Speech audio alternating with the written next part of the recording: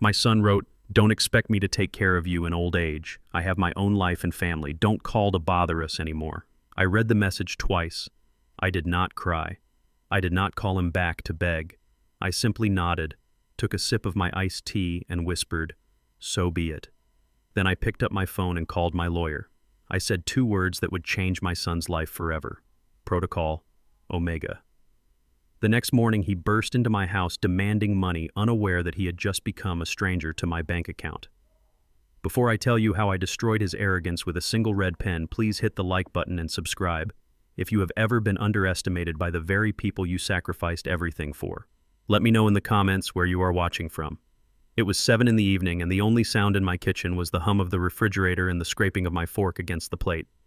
I was eating alone, as I had done every night since my wife Betty passed away 5 years ago. I am Marcus Jefferson. To my neighbors, I am just Mac, the 75-year-old retired man who drives a rusted Ford pickup truck and wears the same khaki pants until they fray at the hems. They see an old black man moving slow, tending to his garden, maybe struggling to make ends meet on a pension.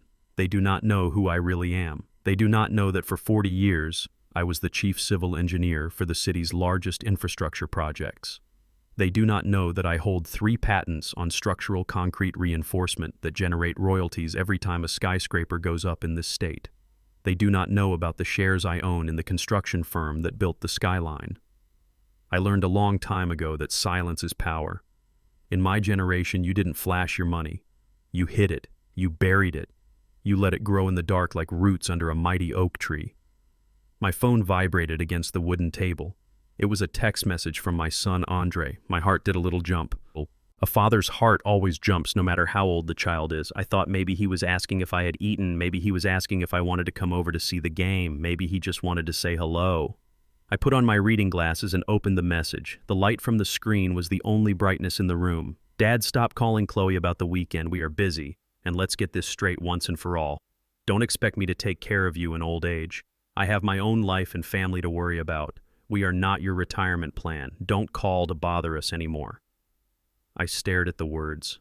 I read them again, then a third time. I looked for the joke. I looked for the emoji that would say he was kidding. There was none. It was just cold, hard text. My son.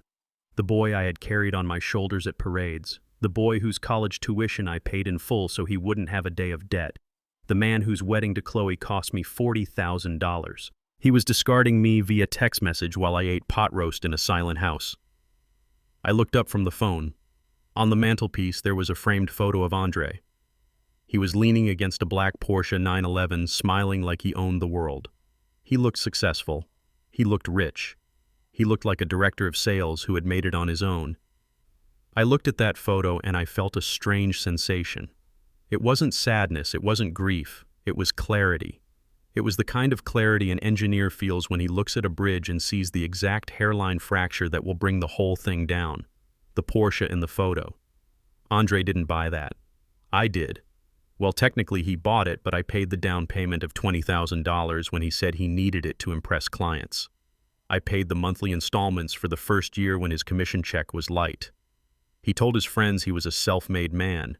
He told his wife Chloe that I was just a frugal old man with a small pension. And I let them believe it. I let them believe it because I didn't want them to love me for my money. I wanted them to love me for me. Clearly that was a miscalculation. I wiped my mouth with a napkin. I set my fork down. I did not reply to the text. Arguments are for people who think they can change the other person's mind. I didn't want to change his mind. I wanted to change his reality. I picked up my phone and dialed a number I had on speed dial. It rang once. "Marcus is everything, all right. It is past 8. The voice belonged to Lucinda. She is my attorney. She is 60 years old, sharp as a razor blade, and the only person on earth who knows the exact number in my offshore accounts. "I am fine, Lucinda," I said. My voice was steady. It sounded like gravel, deep and dry. "Then why are you calling Mac?" "I need you to execute a protocol," I said. "Which one?" "Protocol Omega." There was a silence on the other end of the line, a long, heavy silence. Lucinda knew what that meant. We had drafted it 3 years ago as a joke, a nuclear option, a contingency plan in case the unthinkable happened. "Mac," she said, her voice dropping an octave. "Omega is total severance. It is the scorching of the earth." "Are you sure? Did Andre do something criminal?" No, I said, looking at the text message again. He did something honest. He told me exactly where I stand. He told me he has his own life. I think it is time I let him have it. Fully. I understand, Lucinda said. The professional tone returned. I will draft the paperwork tonight. I will freeze the trust access immediately. I will notify the bank to stop the auto payments on the mortgage. And the will. Rewrite it, I said. Everything goes to the engineering scholarship fund for underprivileged youth. Every dime. Leave him $1, just one. So he cannot contest it and say I forgot him. Consider it done. Come to the office tomorrow at 10 to sign. I hung up. I felt lighter. I felt the way I used to feel when we finally poured the concrete foundation after months of digging in the mud. The structure was set. I stood up and walked to my study. I pushed aside the painting of the old lighthouse on the wall to reveal the wall safe. I spun the dial, left to 28, right to 4, left to 80. The heavy steel door clicked open. Inside there were stacks of bonds, deeds to properties, and stacks of cash. But I didn't touch those. I reached for the one thing that mattered tonight, a thick leather-bound book. The spine was cracked and worn. I called it the ledger. I sat at my heavy oak desk and turned on the green banker's lamp. I opened the book. The pages were filled with my handwriting, neat and precise, the handwriting of a man who drew blueprints for a living. This wasn't a diary. It was a record. For 40 years I had written down every single significant cent I had given to Andre. Not the birthday gifts, not the Christmas presents. Those were gifts. I listed the bailouts, the saves, the safety nets. I ran my finger down the yellowed pages. August 12th, 1998. Andre's first car accident. DUI. Lawyer's fees and settlement.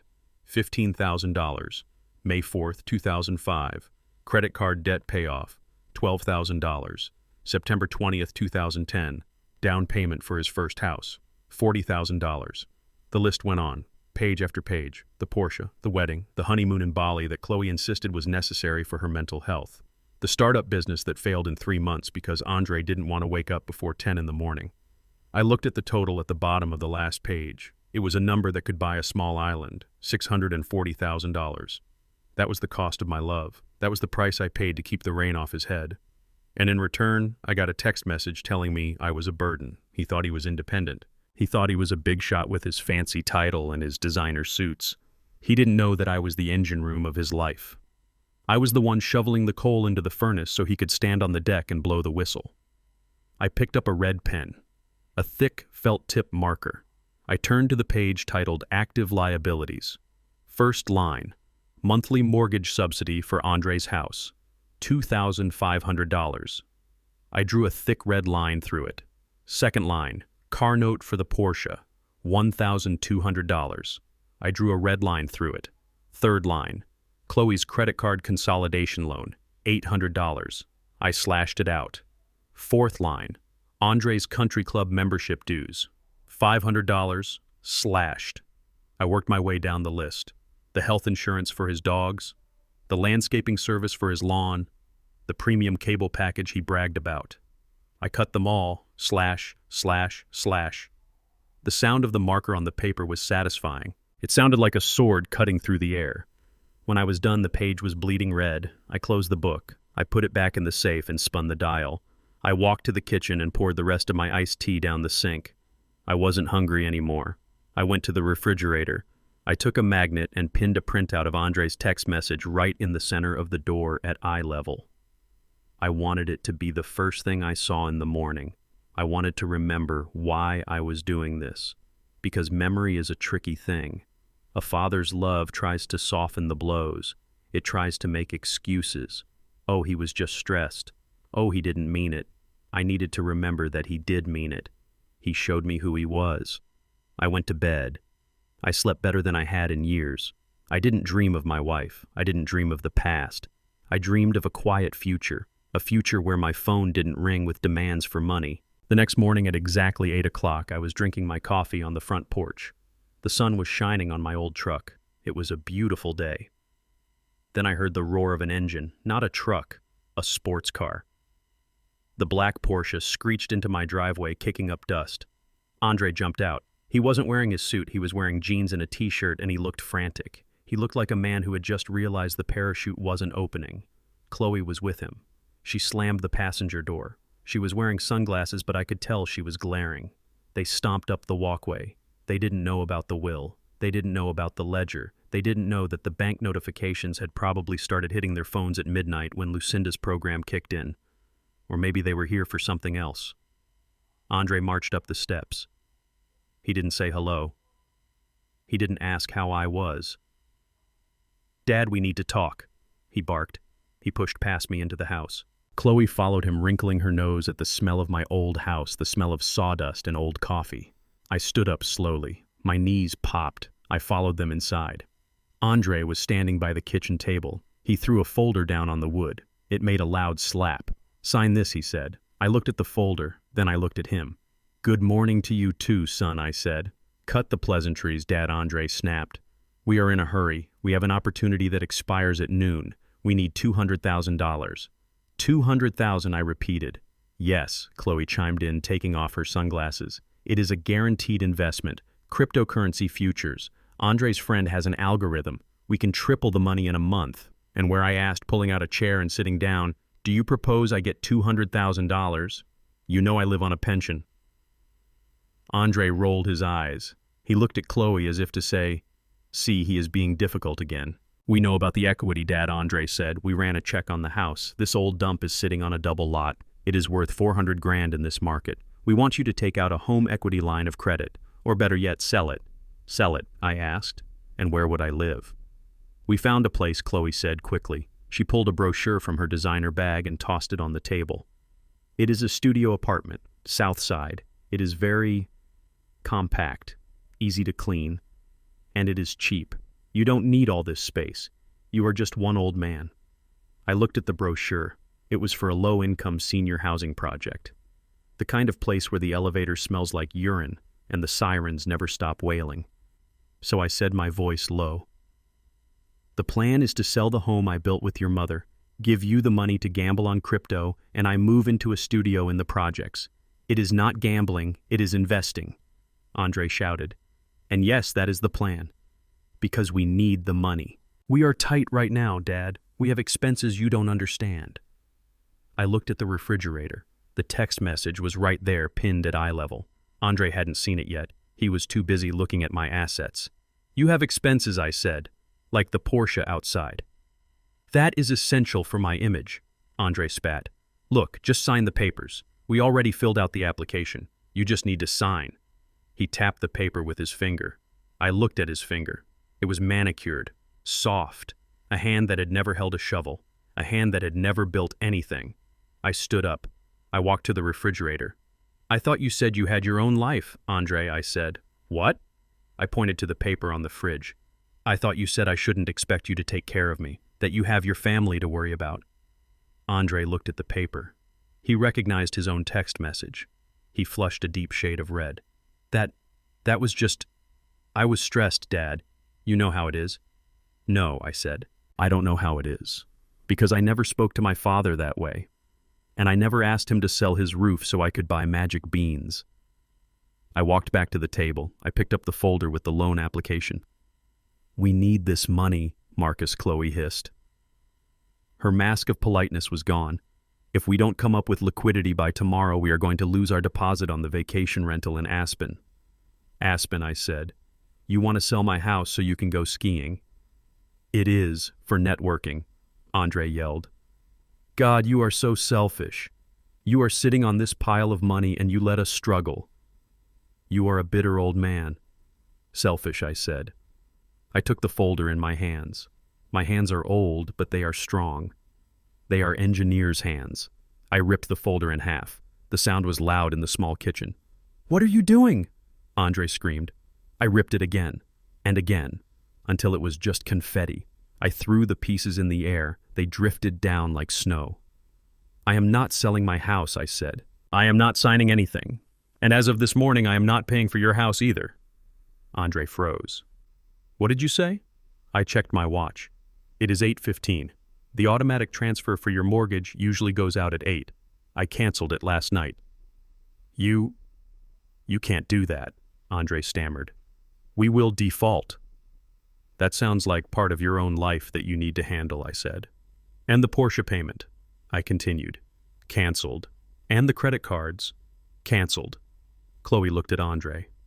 Her face was pale. What is he talking about, Andre? You said he pays for everything. He does, Andre whispered. He pays for everything. Not anymore, I said. I walked to the front door and opened it wide.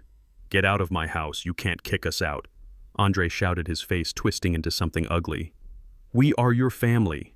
Family takes care of each other, I said. You just told me you aren't going to take care of me, so I am returning the favor. Andre stepped toward me, his fists clenched. He was younger, bigger, but he stopped. He looked in my eyes and he saw something he hadn't seen before. He didn't see his dad. He saw a man who had survived wars and riots and 40 years of construction sites. He saw Mac. You will regret this, old man, he hissed. You will be dead alone in this house and no one will find you for weeks. Maybe, I said, but at least I will have a roof over my head, which is more than I can say for you next month. They stormed out. Chloe kicked a flower pot on her way down the stairs, shattering it. They jumped into the Porsche and peeled away. I looked at the broken flower pot. It was a begonia Betty had planted. I picked up the pieces. I wasn't angry, I was ready. I went back inside and locked the door.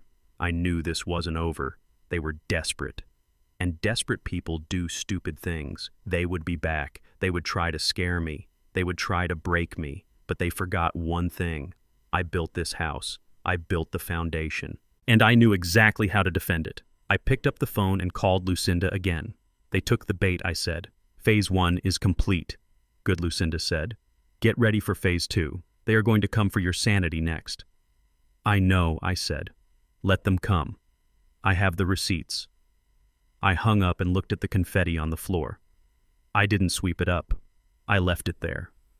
A reminder of the battle that had just begun. The first shot had been fired, and I was still standing. I did not have to wait long for the second wave of the assault. They returned at 6 p.m, just as the sun was dipping below the tree line. This time they did not knock. They did not ring the bell. They used the spare key that I had given Andre 10 years ago for emergencies. I heard the lock tumble and the door swing open, hitting the stopper with a violent thud. They marched in, dragging Louis Vuitton suitcases that scraped loudly against my hardwood floors. They were not here to visit. They were here to occupy. Andre looked at me sitting in my recliner. His face was set in a mask of grim determination. We are not leaving, Dad, he announced, dropping his bags in the middle of the living room. We are staying right here until you come to your senses and sign those papers. We have nowhere else to go because you cut us off, so you are going to deal with us. We are going to make your life a living hell until you give us what is ours. Chloe followed him in, kicking the door shut behind her. She looked around the living room with a sneer of disgust. God, it smells like old people and mothballs in here, she said loudly. If we are going to stay here, we need to make some changes. This place is depressing. She walked over to the windows and ripped the curtains open. These curtains were sewn by my wife Betty 30 years ago. The sound of the fabric tearing slightly at the hooks made my jaw clench. I did not move from my chair. I simply watched them. I watched as they turned my sanctuary into their command center. They threw their coats on the dining table. They plugged their chargers into every outlet. They opened the fridge and complained that there was no almond milk, only cow milk and orange juice. They were like an invading army, but they were sloppy. They assumed that because I was old, I was helpless. They assumed that because I was silent, I was defeated. They were wrong. The war of attrition began 2 hours later. Chloe decided that the living room was too cluttered. She stood in front of the display cabinet where Betty kept her collection of porcelain figurines, small, delicate dancers and animals that she had collected since we were married. They were not worth much money, but they were worth everything to me. This is just junk, Chloe said, opening the glass door. It is tacky, Andre. Who keeps this kind of trash? It collects dust. It is unsanitary. Don't touch those, I said, my voice low and dangerous. Chloe looked at me and smiled, a cruel, thin smile. Or what, Marcus? Are you going to hit me? Go ahead. I will call the police so fast your head will spin, and then we will really have grounds to put you away. She reached in and grabbed a handful of the figurines. She did not place them gently on the table. She dropped them into a large black trash bag she had brought from the kitchen. The sound of the porcelain shattering against each other inside the bag was the sound of my heart breaking. But I did not rise. I gripped the armrests of my chair until my knuckles turned white. She swept the shelf clear. Clink, crash, smash, 30 years of memories into a garbage bag. There she said, tying the bag shut. "That is much better. Now we can breathe." Andre stood by the fireplace watching. He did not stop her. He did not look at me. He looked at his phone, probably checking the crypto markets that were eating his soul. I stood up slowly. I walked past them.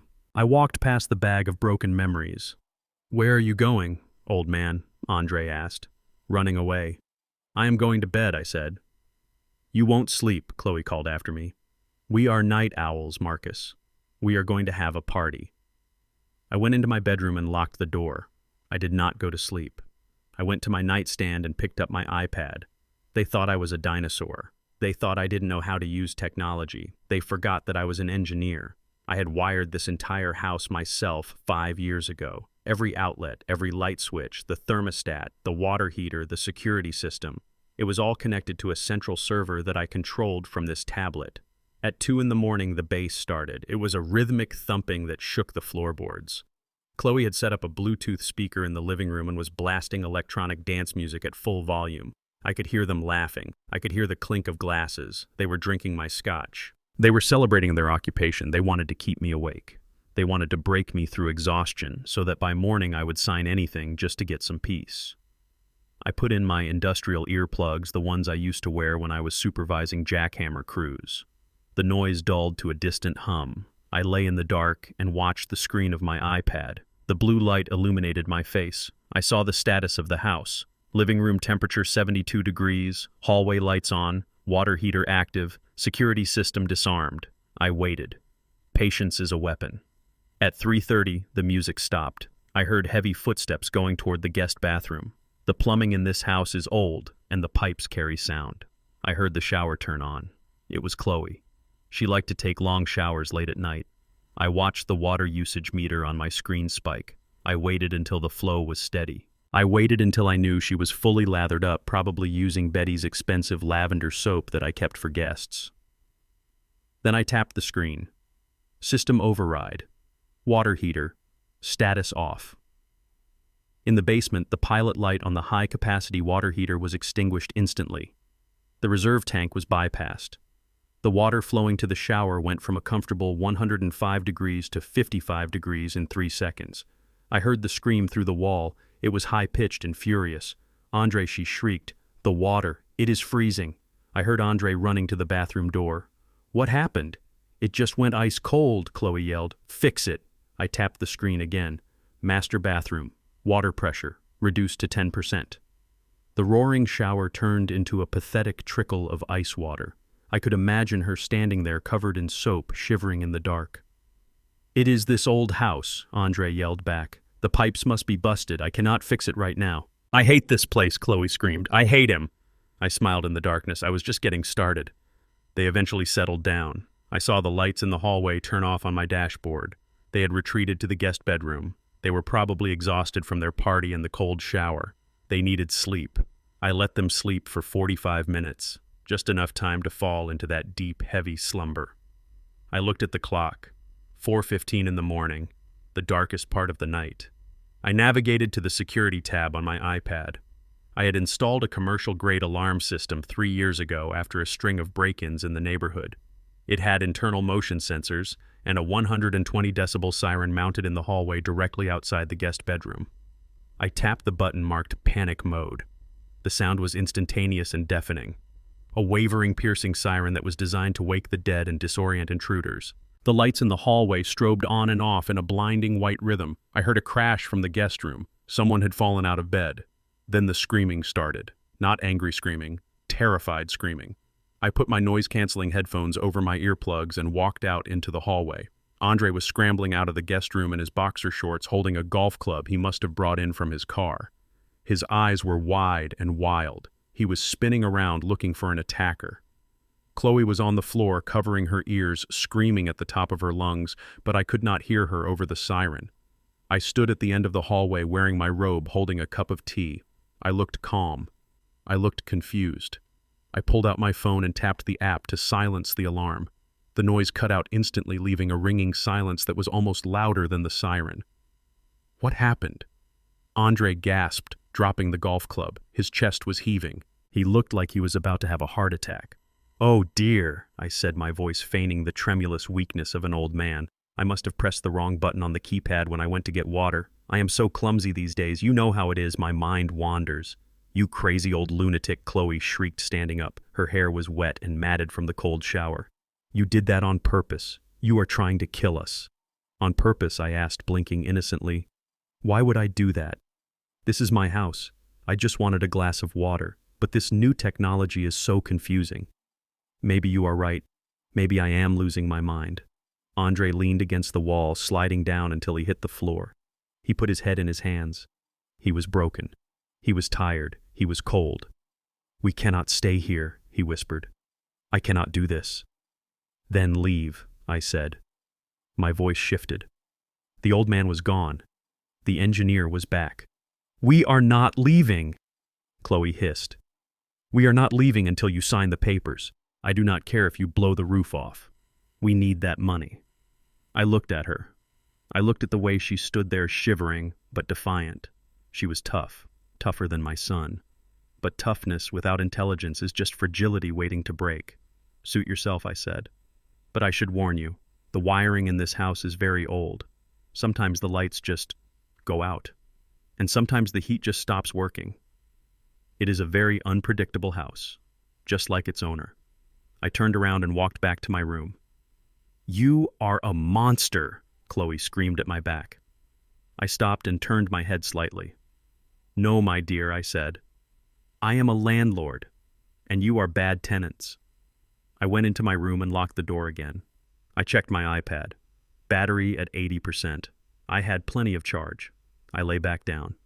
I knew they wouldn't sleep. They would be lying there waiting for the next siren, waiting for the next malfunction. Fear is the best eviction notice. I looked at the picture of Betty on my nightstand. The glass was cracked from when I had dropped it years ago, but her smile was still there. "I am sorry about the figurines, Betty," I whispered, "but I promise you, I will sweep them out of this house like dust." I closed my eyes. Phase 2 was active. I had taken away their comfort. I had taken away their sleep. Next, I was going to take away their reality. They thought they were fighting a senile old man. They didn't know they were fighting the man who designed the city's sewer system. And I knew exactly how to flush the waste. The morning after the night of the sirens was deceptively quiet inside my house, but I knew that across town, a bomb had just detonated. I sat in my kitchen nursing a cup of Earl Grey tea, enjoying the warmth of the ceramic mug against my calloused palms. I was not tired despite the lack of sleep. I felt the energized calm of a demolition expert who has just pressed the plunger and is waiting for the shockwave to arrive. You see, my son Andre and his wife Chloe lived in a fantasy world. They lived in a sprawling 5-bedroom mansion in the Heights, a gated community where the driveways are heated and the neighbors judge you by the year of your luxury sedan. It was a beautiful house with Italian marble floors, a chef's kitchen that had never seen a home-cooked meal, and a swimming pool that cost more to maintain than my entire annual grocery bill. For 10 years, Andre had hosted dinner parties there. He had posted photos on social media with captions like "Rise and Grind" and "Self-Made." He told his friends, his colleagues, and even his wife that his success as a sales director paid for that castle. He strutted around like a king in a fortress he believed he had built. He was lying. He had never built a thing in his life. He had never poured a foundation. He had never calculated a load-bearing wall. The truth was hidden in a blind trust I had set up a decade ago. When Andre bought that house, he didn't qualify for the loan. His credit was shot from the gambling debts I had wiped clean in 2005. So I stepped in. I set up the Jefferson Family Trust. I told him it was an inheritance vehicle from his mother's side, a little white lie to save his fragile ego. The trust paid the mortgage directly to the bank every month, $3,800. Like clockwork, for 120 months. Andre just saw the statements that said, "Paid in full," and took the credit. He truly believed he was entitled to it. He forgot that a trust needs a trustee, and that trustee was the old man in the khaki pants he had just insulted via text message. I looked at the clock. 9:15. The mail runs early in the Heights. Right about now, Andre would be walking out to his mailbox, probably hungover from the stress of the night before, expecting maybe a magazine or a flyer. Instead, he would find a certified letter from First National Bank. I could visualize it perfectly. The envelope would be thick. The red stamp on the front would say urgent notice of default. I took a slow sip of tea. The bergamot tasted sharp and clean. The notification I had sent to the bank the previous night was immediate. I had revoked the standing order. I had dissolved the payment guarantee. And because Andre was technically the primary borrower on paper, even though I was the guarantor, the system would have flagged his account instantly as high risk. The grace period I had waived it in the original contract clauses nobody reads. Miss a payment by 1 minute after the guarantor pulls out and the note is called. My phone did not ring.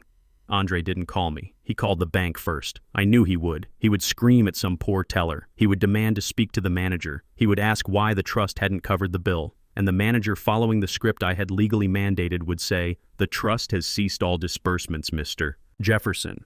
The grantor has terminated the arrangement effective immediately due to a violation of the beneficiary terms." Grantor. That was the word that would break him. He knew who the grantor was. 30 minutes later, the front door flew open. I hadn't bothered to lock it after I came out of the bedroom. I wanted him to come in. I wanted to see his face. Andre stood in the hallway. He looked like a man who had seen a ghost. His eyes were bloodshot, his hair was disheveled, and he was holding a crumpled piece of paper in his shaking hand. He didn't have the Porsche this time. He must have driven Chloe's SUV. Maybe he was afraid the repo men were already looking for the sports car. He walked into the kitchen. He didn't scream. He didn't shout. He looked at me with a mixture of horror and disbelief. He looked at the old man drinking tea in a flannel shirt, and for the first time he realized that the power dynamic of his entire life had been an illusion. Why, he whispered. His voice cracked. I put my mug down gently on the coaster. Why, what, son? You cut the mortgage. The bank said the trust is closed. They said the payment was declined. They are threatening acceleration. They want the full balance or they will foreclose in 30 days. I nodded slowly. That sounds correct. Standard procedure for a high-risk borrower with no collateral. Why did you do it? Andre screamed suddenly, finding his voice. He slammed the letter down on the table next to my tea. That is my house. That is my home. We have lived there for 10 years. You cannot just pull the rug out from under us. It is not your house, Andre, I said calmly. It never was. It belongs to the bank. And for 10 years I have been paying the bank to let you sleep there. I have paid nearly $500,000 so you could play the big man in the big house. But it was a gift, he stammered. You said it was Mom's money. You said it was the trust. I am the trust, Andre. I said, my voice hardening. I am the source. Every brick in that house, every shingle on the roof, every drop of water in that pool, me, my sweat, my patents, my work. And you know what the terms of the trust were. He stared at me blankly. He didn't know. He had never read the documents. The terms were simple, I continued. The beneficiary must maintain good standing with the grantor. That means family loyalty. That means respect. That means not sending text messages at 7 p.m. telling the grantor to drop dead. Andre fell into the chair opposite me. He looked smaller than I had ever seen him. He looked like a child who had lost his mother in a supermarket. But Dad, he whined, the arrogance draining out of him, leaving only pathetic fear. We can't pay that mortgage. It is $4,000 a month. I don't make that kind of money. Not really. The commission checks have been dry for 6 months. Chloe spends everything we bring in. If we lose the house, we lose everything. Our friends. Our reputation. Reputation, I scoffed. You mean the lie. You mean the image you built on my back. You don't understand. Andre pleaded, tears welling up in his eyes. Without that house, we are nobody. Chloe will leave me. She loves that house more than she loves me. Then she loves the wrong things, I said, taking another sip of tea. And maybe you do too. He looked at me with a flash of the old anger. You are enjoying this, aren't you? You are sitting there drinking your cheap tea and watching my life burn. You are a sadist. I am not enjoying it, Andre, I said. I am grieving. I am grieving the son I thought I raised. I am grieving the fact that I raised a man who thinks a house makes him a king and a father is just a servant to pay for it. He slammed his fist on the table, making my spoon rattle. You have to fix this. Call the bank. Rehydrate the trust. I will apologize. Okay, I am sorry about the text. I am sorry about this morning. Just fix it. I looked at the text message still pinned to the refrigerator. It seemed to glow under the kitchen light. I cannot fix it, I said. You were very clear, Andre. You have your own life. You have your own family.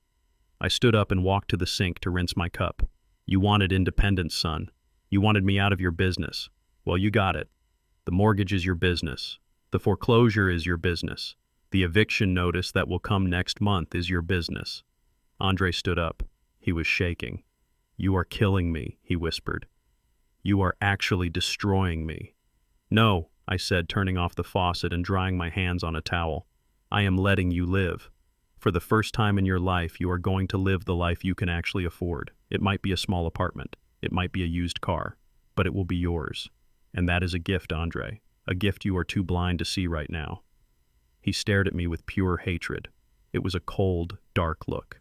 The look of a man who realizes he has been stripped naked in the town square. I will never forgive you for this, he hissed. I know, I said, and I will never forget that you chose a house over your father. Now go home, Andre. Go pack. You have 30 days. And if I were you, I would start selling the furniture. You are going to need the cash for the moving truck. He turned and ran out of the house. I heard the SUV start up and speed away. He was going back to his castle of sand. He was going back to tell his wife that the magic well had run dry. I stood in the silence of my kitchen. My tea was finished. The house was quiet. I walked to the living room and looked out the window. The sun was higher now. The world was waking up. My son was facing the first real crisis of his life. He was terrified. He was angry. But he was awake. Finally. I picked up my phone. I had one more call to make. Lucinda, I said when she answered. Yes, Mac. Phase 3, I said. He knows about the house. He is panicked. Is he breaking? She asked. Not yet, I said. He is still blaming me. He still thinks this is a punishment, not a reality check. What is next? He is going to try to keep up appearances, I said. He is going to try to throw a party or do something loud to prove he is still rich. He has a birthday coming up next week, I see, Lucinda said. And you want to attend? Oh, yes, I said. I want to be the guest of honor. But first we need to make sure the lights go out. Literally. I hung up. I looked at the calendar on the wall. Andre's birthday. The big 4-0. He had been planning a gala at the mansion, a celebration of his success. I smiled a grim, humorless smile. It was going to be a party to remember. I would make sure of that. Because if he wanted to show off his self-made life, I was going to help him show everyone exactly what it was made of. Darkness and debt. The definition of insanity is doing the same thing over and over and expecting different results. But my son Andre defined insanity by throwing a $50,000 birthday gala 3 days after I cut off his funding. He was drowning in debt, his mortgage was in default, and his credit cards were frozen blocks of plastic. Yet he decided the best way to handle the crisis was to rent a chocolate fountain and hire a string quartet. It was a desperate attempt to keep up appearances, a frantic signal to his fake friends in the Heights that he was still the king of the castle, even though the castle was built on quicksand. I watched the preparations from the window of my guest room, where I was still technically occupying space, much to their horror. Caterers in white coats rushed in with trays of lobster and caviar. Florists carried in arrangements of white lilies that smelled like a funeral. At 5 p.m, Andre and Chloe marched into my room. They were dressed for war. Andre was wearing a tuxedo that fit him perfectly, a suit that I had paid for last year for a charity ball. Chloe was wearing a silver gown that shimmered like fish scales, her neck draped in diamonds that I knew for a fact were leased. They looked beautiful and hollow like chocolate Easter bunnies. Andre cleared his throat. He did not look at me. He looked at the wall above my head. Dad, tonight is a very important night, he said, his voice tight with stress. The mayor might stop by. My biggest clients will be here. We cannot have any incidents. Incidents, I asked, sitting on the edge of the bed, polishing my glasses. You mean you do not want your guests to know that the man who paid for the roof over their heads is sleeping in the guest room? Chloe stepped forward. She pointed a manicured finger at me. We mean we do not want you wandering around looking like a hobo, she hissed. You are going to stay out of sight. In fact, the guest room is too close to the main hall. People might see you when they use the restroom. We need you to go downstairs." "Downstairs," I repeated. "You mean the basement. It is finished down there," Andre said quickly. "There is a leather sofa and a TV. Just stay down there for 4 hours. Please, Dad, do not ruin this for me. If I close a deal tonight, I might be able to fix the mess you caused." I looked at him. He was blaming me for the mess. He truly believed that my refusal to be bled dry was the cause of his hemorrhage. I stood up. I smoothed out my flannel shirt. I put on my old baseball cap, the one with the grease stains from the garage. "Fine," I said. "I will go to the basement. I will stay out of your way. I do not want to mingle with your friends anyway. They drink wine that costs more than my truck." "Thank you." Andre sighed, relieved. He thought he had won. He thought I was submitting. "Just lock the door from the inside, okay? We don't want anyone stumbling down there by mistake." I walked past them. I walked through the kitchen, which was now a war zone of chefs and servers. I opened the door to the basement. The air that came up was cool and smelled of concrete and stored holiday decorations. I walked down the stairs into the gloom. I heard the lock click behind me. They had locked me in. They had put their father in the cellar like a bottle of cheap vinegar so he wouldn't spoil the vintage wine. I sat on the leather sofa Andre had mentioned. It was cold. I looked around. The basement was finished, yes, but it was essentially a storage unit for their ego. Awards Andre had bought. Magazine covers he had framed. It was a shrine to a career that didn't exist. But there was something else in the basement, something they had forgotten. In the far corner behind a stack of unused gym equipment was a gray metal panel on the wall, the breaker box. I walked over to it. I opened the metal door. It creaked softly. Inside were rows of black switches labeled in my own handwriting from 10 years ago when I supervised the electrical installation. Main hall, kitchen, landscape lighting, pool pump, a C unit, and right at the top, the big double switch, main breaker. I smiled in the semi-darkness.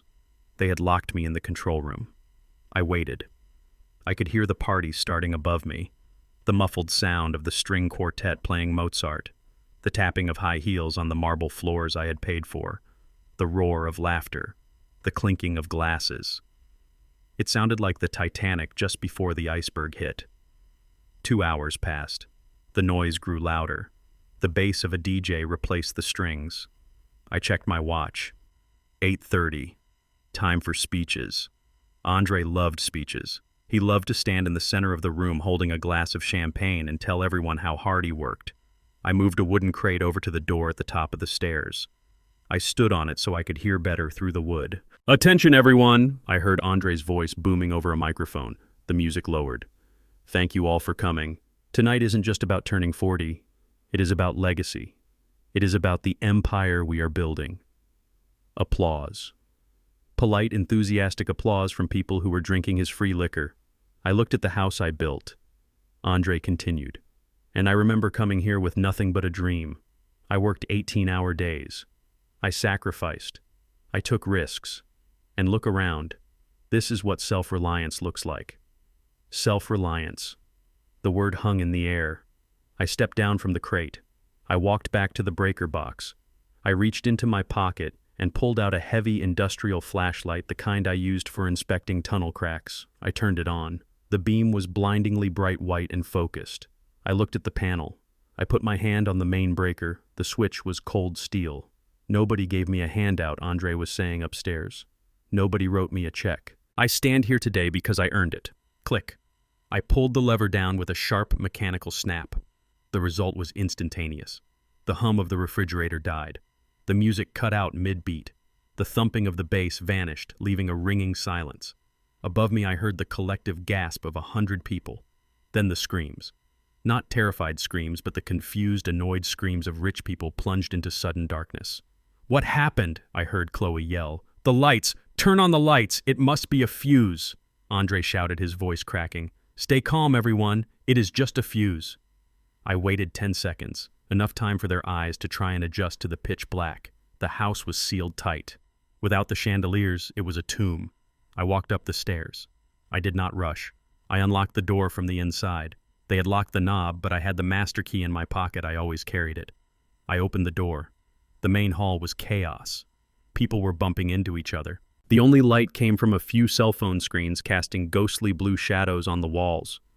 I stepped into the doorway. I raised my flashlight. I aimed it directly at the center of the room where Andre was standing on a raised platform holding a dead microphone. The beam cut through the darkness like a laser. It hit Andre square in the face. He flinched, shielding his eyes, blinded by the intensity. "Who is that?" someone shouted. "It is me," I said. My voice was loud, trained to carry over construction noise. I walked forward, the beam of light guiding me, parting the crowd like the Red Sea. They saw an old man in a flannel shirt and a baseball cap holding a light. They saw the man Andre had hidden in the basement. Dad, Andre squinted, trying to see past the glare. "What are you doing? Turn the lights back on." "I can't." "Son," I said. My voice was sad, heavy with a fake apology that dripped with sarcasm. "Why not?" Chloe shrieked from somewhere in the dark. "Go flip the switch." I lowered the lights slightly, just enough so they could see my face. I looked pathetic. I looked broken. I looked exactly like the victim they had tried to create. "I am so sorry, everyone," I said, addressing the crowd, my beam sweeping over the faces of the city's elite. "I am so sorry to ruin the party. But I couldn't pay the electric bill." What Andre whispered. I turned the light back to him, pinning him like a bug on a board. "You see, folks," I continued, my voice trembling perfectly. "I live on a fixed income, and my son Andre here, he manages my finances. He told me he had to cut my pension this month. He said times were tough. He said he had his own life and his own family to worry about." Murmurs rippled through the room. Shocked whispers. "Is that true? Did he say that?" "So I tried to save electricity," I said, shrugging my shoulders. "But I guess I didn't save enough." "They cut the power line today," I told Andre. I begged him to pay it just for tonight. But he said he didn't have the cash. "That is a lie," Andre screamed. He stepped off the platform, but he tripped in the dark and fell against a waiter, sending a tray of glasses crashing to the floor. The sound was violent. "It is a lie. I pay for everything." "Do you?" I asked. "Then why are the lights out, Andre? If you are so rich, why is your father standing here in the dark telling you that the check bounced?" I turned the light to the guests. "Please forgive him," I said. "He tries hard, but he has been struggling. He has been borrowing a lot of money from me, and I just ran out. I gave him my last dollar yesterday." The crowd backed away from Andre. I could feel the shift in the room. They weren't looking at a successful businessman anymore. They were looking at a fraud. They were looking at a man who threw a gala while his father couldn't keep the lights on. "This is insane," Chloe yelled, pushing through the crowd. "He is lying. He is senile. He doesn't know what he is saying." I turned the beam on her. She looked demonic in the harsh light, her makeup smeared, her silver dress glittering inappropriately. "Oh, Chloe," I said softly.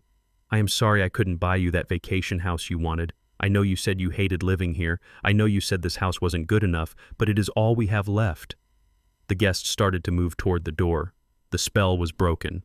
The illusion of wealth and success had been shattered by a single flashlight and a well-placed lie that was actually the truth in reverse. "I am leaving a woman in a fur coat," said loudly. "This is disgusting, treating his father like that. I am pulling my investment," a man in a tuxedo muttered as he walked past me. Andre scrambled to his feet. Wait, don't go. The generators will kick in. It is just a glitch." "There are no generators."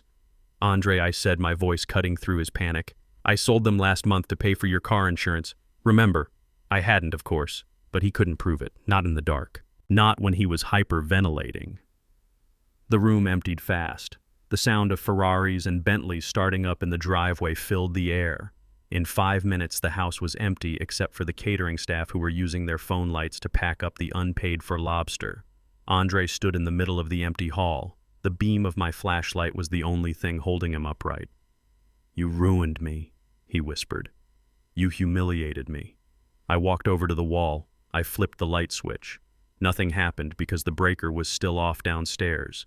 "No sun," I said, turning off the flashlight and leaving us in the gray gloom of the moonlight coming through the windows. "I just turned off the lights. You are the one who built a life that can't survive in the dark." I walked back toward the kitchen. "And by the way," I said over my shoulder, "Happy birthday. I got you a present. It is in the mailbox. It is a foreclosure notice. I thought you might want to frame it next to your awards in the basement."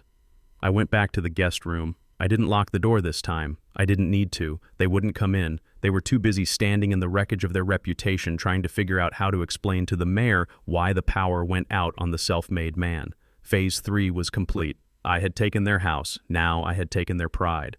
Next, I was going to take their freedom. The trap was set, and they were walking right into it. Humiliation acts like gasoline on a fire for people like Chloe and Andre. After the lights went out at their gala and their reputation was left in tatters on the dark floor of that mansion, they did not reflect on their mistakes. They did not seek redemption. They sought revenge. They retreated to the guest room of my house, the only territory they still held, and they began to plot their endgame. I knew they would. I expected it. That is why 3 days ago, while they were out spending money, I had taken a small screwdriver and installed a high-fidelity listening device behind the headboard of the guest bed. It was not legal in the strictest sense, but war has its own rules. I sat in my study the morning after the party wearing my noise-canceling headphones, sipping a fresh cup of coffee. I pressed play on the recording. The audio was crisp. I could hear the rustle of sheets. I could hear the desperate, ragged breathing of two people who felt the walls closing in. "He has lost his mind," Chloe's voice hissed through the speakers. "Did you see him, Andre? He stood there with that flashlight like a lunatic. He humiliated us in front of the mayor, in front of the investors. We are finished in this town unless we control the narrative." "We are finished anyway," Andre moaned. The bank called again. "The foreclosure notice is real. We have 30 days. "We can fix this," Chloe interrupted him. Her voice dropped low, cold, and serpentine. "We just need access to his accounts. We need the power of attorney, Andre. If we have that, we can reverse the transfers. We can sell this house, we can take the money and run." "He will never sign it," Andre said. "You saw him. He ripped the contract. He is lucid, Chloe. He is mean, but he is lucid." "Is he?" she asked. "Or is he suffering from paranoia? Is he acting erratically, cutting off the power, hoarding money, living in the past? That sounds like dementia to me. We just need a doctor to say so." "A doctor?" Andre hesitated.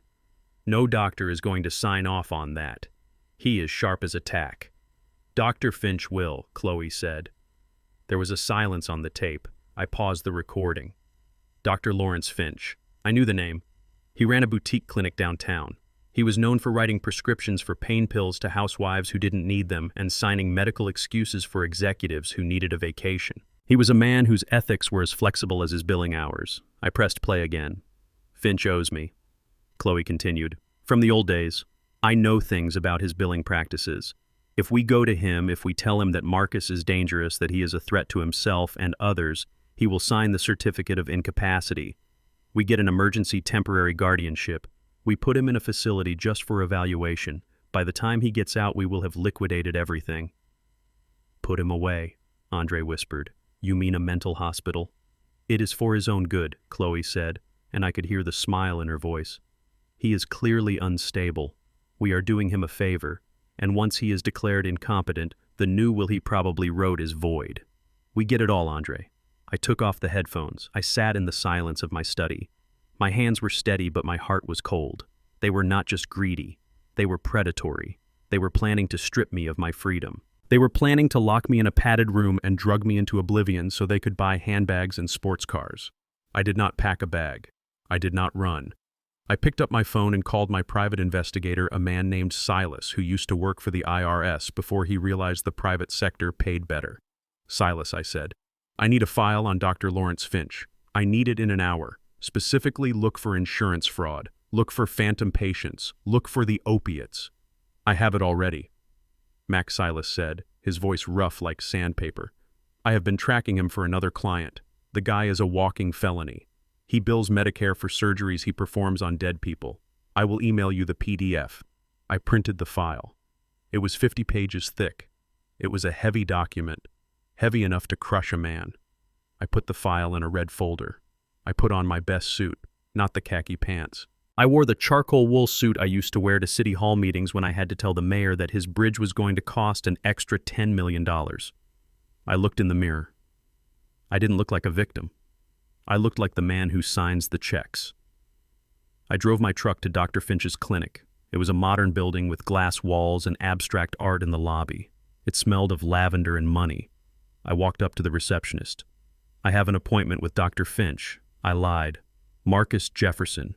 I don't see your name in the system, sir, she said, tapping her keyboard. Tell him it is about the Andre Jefferson referral, I said. Tell him it is urgent. She made a call. A moment later, she nodded. Go right back. Room 3. I walked down the hallway. I entered room 3. Dr. Finch was waiting. He was a small man with dyed black hair and a tan that came from a bottle. He was wearing a white coat that was too big for him. He looked at me with a professional concern that was as fake as the plant in the corner. Mr. Jefferson, he said, gesturing to the exam table. Please have a seat. Your son called me. He is very worried about you. He says you have been confused lately. Aggressive. I did not sit. I stood by the door. I locked it. The click was loud.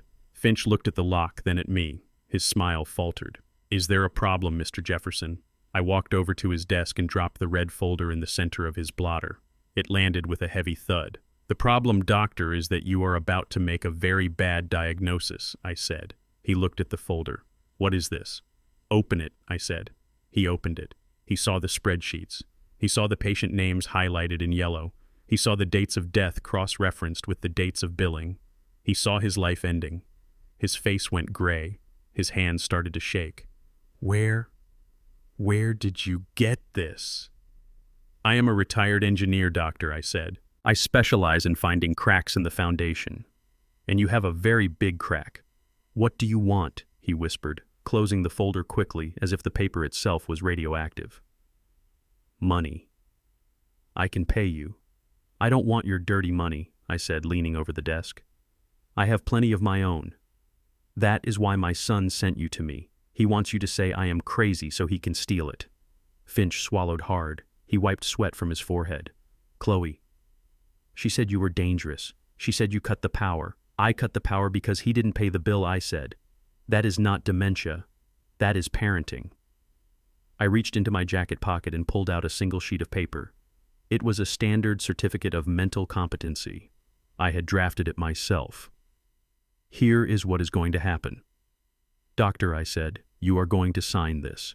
You are going to attest that you have examined me thoroughly. You are going to certify that I am of sound mind, excellent memory, and fully capable of managing my own affairs. You are going to notarize it with that stamp on your desk.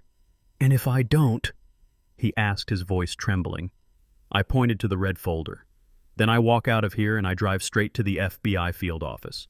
And you will be trading that white coat for an orange jumpsuit by dinner time. He looked at me. He looked at the folder. He looked at the certificate. It was not a choice. It was a rescue. He grabbed his pen. He signed it. He stamped it. His hand shook so much the stamp was crooked, but it was legal. He handed me the paper. Now get out, he croaked. Please, just take the folder and go. I took the certificate. I folded it neatly and put it in my pocket next to my heart. I picked up the red folder. I will keep this, I said, just in case you decide to have a change of heart, or in case Chloe calls you again. If she calls you, tell her I am the sanest man you have ever met. Tell her I am sharp as a razor. I unlocked the door. I walked out. I walked through the waiting room past the patients who were waiting for their pills. I walked out into the sunshine. I sat in my truck and looked at the certificate. It was a shield, an ironclad shield against their next attack. They wanted to play the medical card. They wanted to use the system against me. But they forgot that systems are built on rules and rules can be leveraged. I drove home. I felt a cold satisfaction. When I got back to the house, Andre and Chloe were sitting in the kitchen. They looked up when I entered. They looked hopeful. They thought I had been wandering aimlessly. They thought the plan was working. Where were you, Marcus? Chloe asked, her voice dripping with fake concern. We were so worried. Did you get lost? I looked at them. I patted my chest pocket where the certificate lay against my ribs. I went to the doctor, I said. They exchanged a look of pure greed. Really, Andre said, standing up. Which doctor? Did you see Dr. Finch? I did, I said. Nice man. Very thorough. And what did he say? Chloe asked, leaning forward like a snake about to strike. I smiled. It was the first time I had smiled in days. He said, I am perfectly healthy, I said. In fact, he gave me a clean bill of health. He said I have the heart of a lion and the mind of a chess player. Their faces fell. The hope vanished, replaced by confusion and fear. But, Andre stammered, that is not what... What I asked. What did you expect him to say, son? Nothing, Andre muttered, sitting back down. I walked past them to my room. Oh, and one more thing, I said, pausing at the door. Dr. Finch sends his regards, Chloe. He said you should be careful. Stress is bad for the complexion. I went into my room and closed the door. I heard them whispering frantically in the kitchen. They were panicking. Their ace in the hole had just been trumped. Phase 4 was coming. I had the legal protection. Now it was time to cut off the last of their supply lines. It was time to embarrass them in the one place that mattered to them more than anything. The mall. Stress is a funny thing as it manifests differently in everyone. And while I deal with stress by fixing things or building walls, people like Chloe deal with stress by spending money they do not have. After the disaster with Dr. Finch and the failure of their plot to have me declared incompetent, the atmosphere in my house was toxic. Andre was pacing the floor, chewing his fingernails until they bled. But Chloe was different because she needed a release. She needed a dopamine hit to remind herself that she was still part of the elite. She needed to feel the weight of a shopping bag in her hand to feel alive. It was 2 p.m. when she stormed out of the guest room. She was wearing huge dark sunglasses and a trench coat belted tightly at the waist, and she had that manic look in her eye that I had seen before. She grabbed the keys to the SUV from the counter. I am going out, she announced to the empty kitchen, although I was sitting right there reading the newspaper. I need air. I need to clear my head. I did not stop her. I did not ask where she was going because I already knew. I had seen her slip Andre's wallet out of his jacket pocket while he was in the bathroom. She was going to the holy grail of retail therapy. She was going to the Hermes boutique at the Galleria. I watched her drive away. Then I picked up my phone and opened the banking app. I navigated to the credit card section, specifically the account for the Centurion card, the heavy black titanium rectangle that Andre carried around like a religious artifact. He told everyone it was his. He flashed it at dinners. He dropped it on trays to hear the heavy clatter it made. But it was not his. It was a supplementary card issued on my account from back when I needed him to buy materials for the construction sites without needing my approval every 5 minutes. I had never canceled it because until 3 days ago I was a foolish old man who wanted his son to feel important. I looked at the status of the card. It was currently active. I tapped the button labeled Report Lost or Stolen. A warning popped up asking if I was sure. I tapped Yes. Then I tapped the option for Unauthorized User. The status changed instantly to Frozen. Confiscate on site. I put the phone down and went back to my crossword puzzle. The trap was set. Now I just had to wait for the snap. Across town, Chloe was walking into the Hermes boutique like she owned the building. I can imagine the scene perfectly because I know how she operates. She would have walked past the velvet rope, nodding to the security guard with that haughty tilt of her chin. The sales associates would have rushed to her because they knew her face, or rather, they knew the commission she usually generated. She was not there to browse. She was there to hunt. She needed a trophy to make herself feel better about living in a guest room with a father-in-law she despised. She pointed to a bag in the display case. A Birkin 30 in Togo leather, probably the Atoupe color she had been obsessing over for months. The price tag would be somewhere around $25,000. It was an obscene amount of money for a bag to carry keys and lipstick, but to Chloe it was a shield against reality. "I'll take it," she said. "Wrap it up." She probably felt a rush of power as she said those words, the adrenaline of the purchase washing away the humiliation of the last few days. She placed the black titanium card on the glass counter. It made that distinctive heavy sound, the sound of unlimited credit. The sales associate smiled, picked up the card, and inserted it into the chip reader. Chloe tapped her manicured nails on the glass, waiting for the receipt, waiting for the high. But the machine did not print a receipt. It beeped, a long, harsh tone. Long, harsh. The associate frowned. "I am sorry, Mrs. Jefferson," she said. "It says declined." "Try it again," Chloe snapped. "It is a Centurion card. It does not have a limit. Your machine must be broken. It is probably the Wi-Fi." The associate nodded apologetically. "Of course, let me try the manual entry." She typed in the numbers. She pressed enter. This time the machine did not just beep. The screen flashed a code. Code 10. That is the merchant code for pickup card. Do not return to customer. Call authorization center. The associate's face went pale. She looked at Chloe, then at the card, then at the security guard standing by the door. Is there a problem? Chloe demanded, her voice rising an octave. I do not have all day. One moment, please, Mrs. Jefferson, the associate said, her voice trembling. I just need to get the manager to override the system. She took the card and walked quickly into the back office. Chloe stood there tapping her foot, annoyed but not yet panicked. She thought it was a technical glitch. She thought she was untouchable. 5 minutes passed. Chloe started to huff. She looked around, ensuring no one important was witnessing this delay. Then the door to the back office opened. The manager did not come out alone.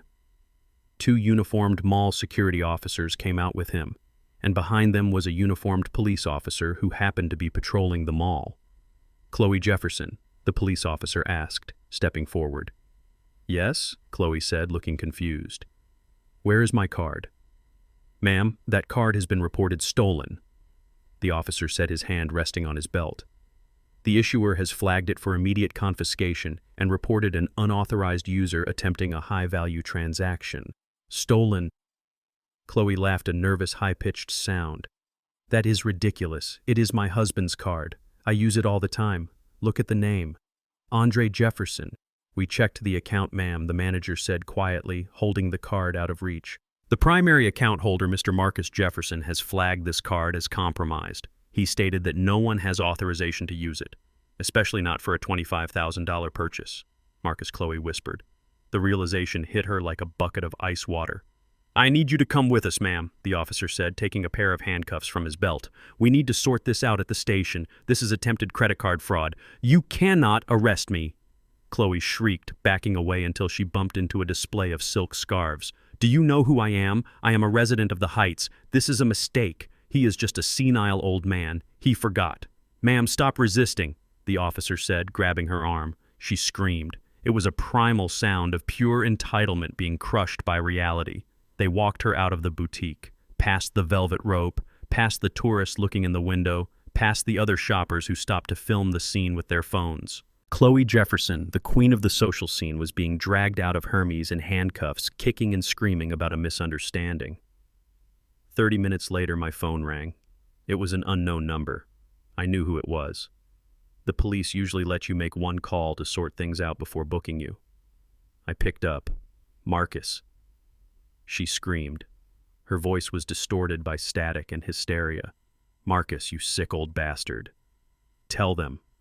Tell them right now. Hello, Chloe, I said calmly, turning a page of my newspaper. You seem upset. Upset, she screeched. I am in a holding cell at the mall security office. They arrested me, Marcus. They put me in handcuffs in front of everyone.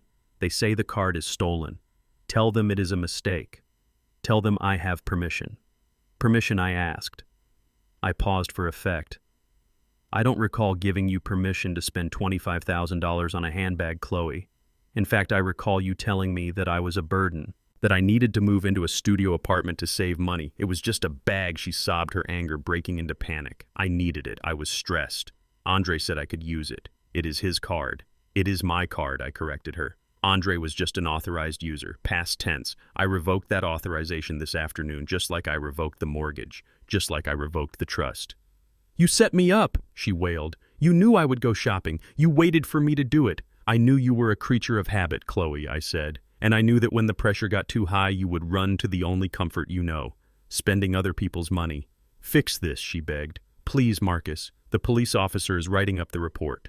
If you don't drop the charges, they are going to book me for grand larceny. That is a felony, Marcus. I will go to jail. I looked at the clock on the wall. It was 3:30. My favorite game show was about to start. I cannot help you, Chloe, I said, my voice flat and final.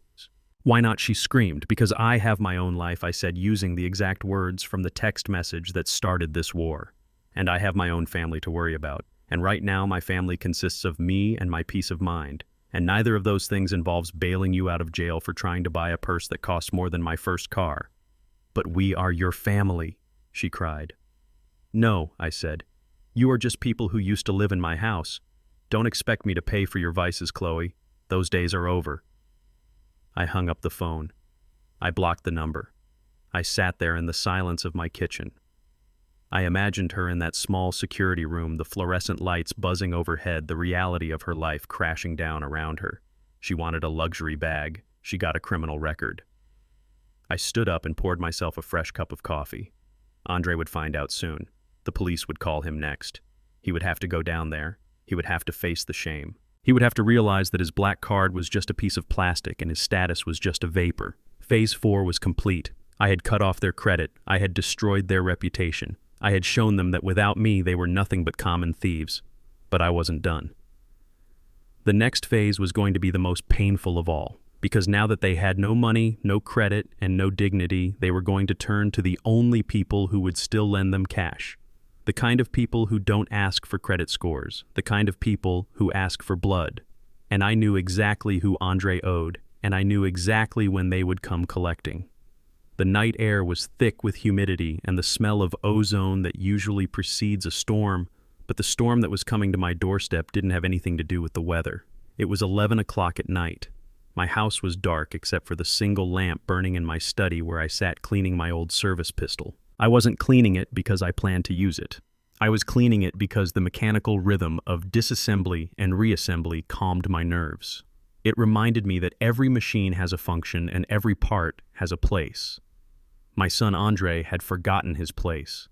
Andre was cowering in the kitchen pantry. He had come back from the police station alone hours ago, leaving his wife in a holding cell because he couldn't afford the bail bondsman's 10% fee. He had paced the floor for hours, sweating through his shirt, checking the window every 30 seconds. He looked like a trapped rat. When I asked him what was wrong, he just muttered about bad investments and timing. But I knew the truth. My private investigator Silas had sent me the file at dinner time. It wasn't just crypto. It wasn't just a bad market. It was online gambling, high-stakes poker and sports betting on offshore sites that operate out of basements in Eastern Europe and back rooms in Jersey. Andre wasn't an investor, he was a degenerate gambler, and he was in the hole. Deep, $500,000 deep. The file contained one more piece of information that made my blood run cold. To get the credit line, Andre had signed a promissory note. He had put up collateral, my house, my pension, my life. He had forged my signature on a guarantor agreement witnessing it with a stamp he must have stolen from a notary friend. He had sold me down the river to save his own skin. I heard the cars before I saw them. 3 heavy SUVs rolling slowly down the street, their headlights off. They pulled up onto my lawn, crushing the grass I had mowed yesterday. The doors opened. Men stepped out. Big men. Men who wore leather jackets in the summer to hide what was underneath. Andre heard them too. He let out a whimper from the kitchen. "Dad," he screamed, running into the study. "Dad, they are here. You have to help me. You have to pay them. They will kill me, Dad. They will actually kill me." I didn't look up from my gun. I slid the barrel back onto the frame. "Who is here, Andre?" I asked calmly. "The investors," he lied. His eyes were wild, darting around the room. "They are angry about the delay. Just give them the money. Please, write a check. I will pay you back, I swear. Investors." I repeated. I stood up and walked to the window. I peered through the blinds. I saw a man walking up the driveway holding a baseball bat. Another was carrying a crowbar. "Those don't look like investors, son," I said. "They look like consequences." A heavy crash shook the front door. Wood splintered. Glass shattered. They weren't knocking. They were announcing their arrival. Andre fell to his knees. He grabbed my leg. "It is the Russians, Dad. Or maybe the Albanians. I don't know. I owe them 500 grand. I signed your name. I told them you were backing me. I told them you were rich. You have to save me." He admitted it. Finally. When the wolf was at the door, he admitted he had covered himself in sheep's clothing made of my wool. I looked down at him. I felt a profound sadness, but underneath it, a core of steel. "You committed fraud, Andre. You put a hit out on your own father effectively." The front door gave way with a deafening crack. Heavy boots stomped into my hallway. "Where is he?" a deep voice boomed. "Where is the little weasel?" Andre scrambled backward, crawling on his hands and knees into the corner behind my heavy oak desk. "Hide me," he sobbed. "Please, Dad, tell them I am not here. Tell them I left town." I looked at the pistol on my desk. I picked it up. I put it in the drawer. I didn't need a gun for this. I needed the truth. I walked out of the study and into the hallway. There were 4 of them. The leader was a mountain of a man with a shaved head and a scar running through his eyebrow. He was holding the bat.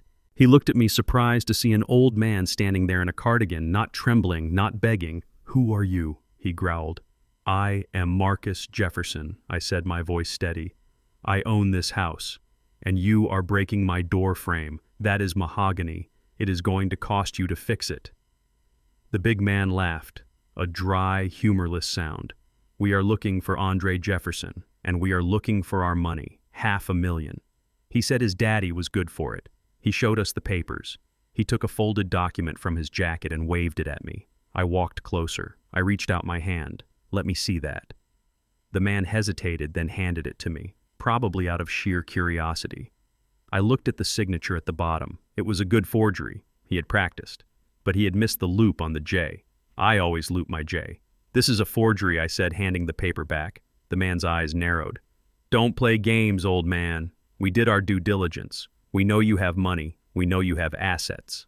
If you don't pay, we take the house. We take everything, and we break your legs just for the inconvenience." I stepped closer to him. I was half his size, but I had commanded construction sites where men like him were just labor. "I don't play games, son," I said. "And I don't pay debts I didn't incur. My son forged that signature. That makes the contract void, and it makes him a criminal." The man stepped forward, raising the bat slightly. "I don't care about the law. I care about my money. Someone is paying tonight." I looked him in the eye. "You are a businessman," I said. "A violent one, but a businessman. You know that if you touch me, you bring down heat you don't want. I am a retired city official. I have friends in the precinct. I have friends in the FBI. You hurt me, and this whole operation gets rolled up by morning." The man paused. He was calculating. He saw that I wasn't bluffing. But I continued, "If you want the man who actually owes you money, the man who lied to you, the man who tried to use me as a shield." "Where is he?" the man asked, lowering the bat.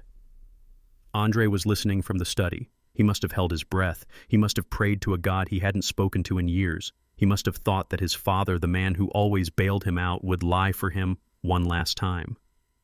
I pointed to the study door. "He is hiding behind the desk," I said. A scream came from the study. "No, Dad. No." The big man smiled. It was a terrifying smile. "Thank you, Mr. Jefferson," he said. He signaled to his men. 2 of them rushed into the study. I heard a scuffle. I heard the sound of furniture overturning. Then I heard Andre screaming as they dragged him out. He was kicking and crying. Snot ran down his face. He looked at me with eyes full of betrayal. "You gave me up," he shrieked. "You gave me to them. They are going to kill me." I watched them drag him toward the front door. "They aren't going to kill you, Andre," I said calmly. "Dead men don't pay debts. They are going to teach you a lesson about responsibility, a lesson I should have taught you 20 years ago."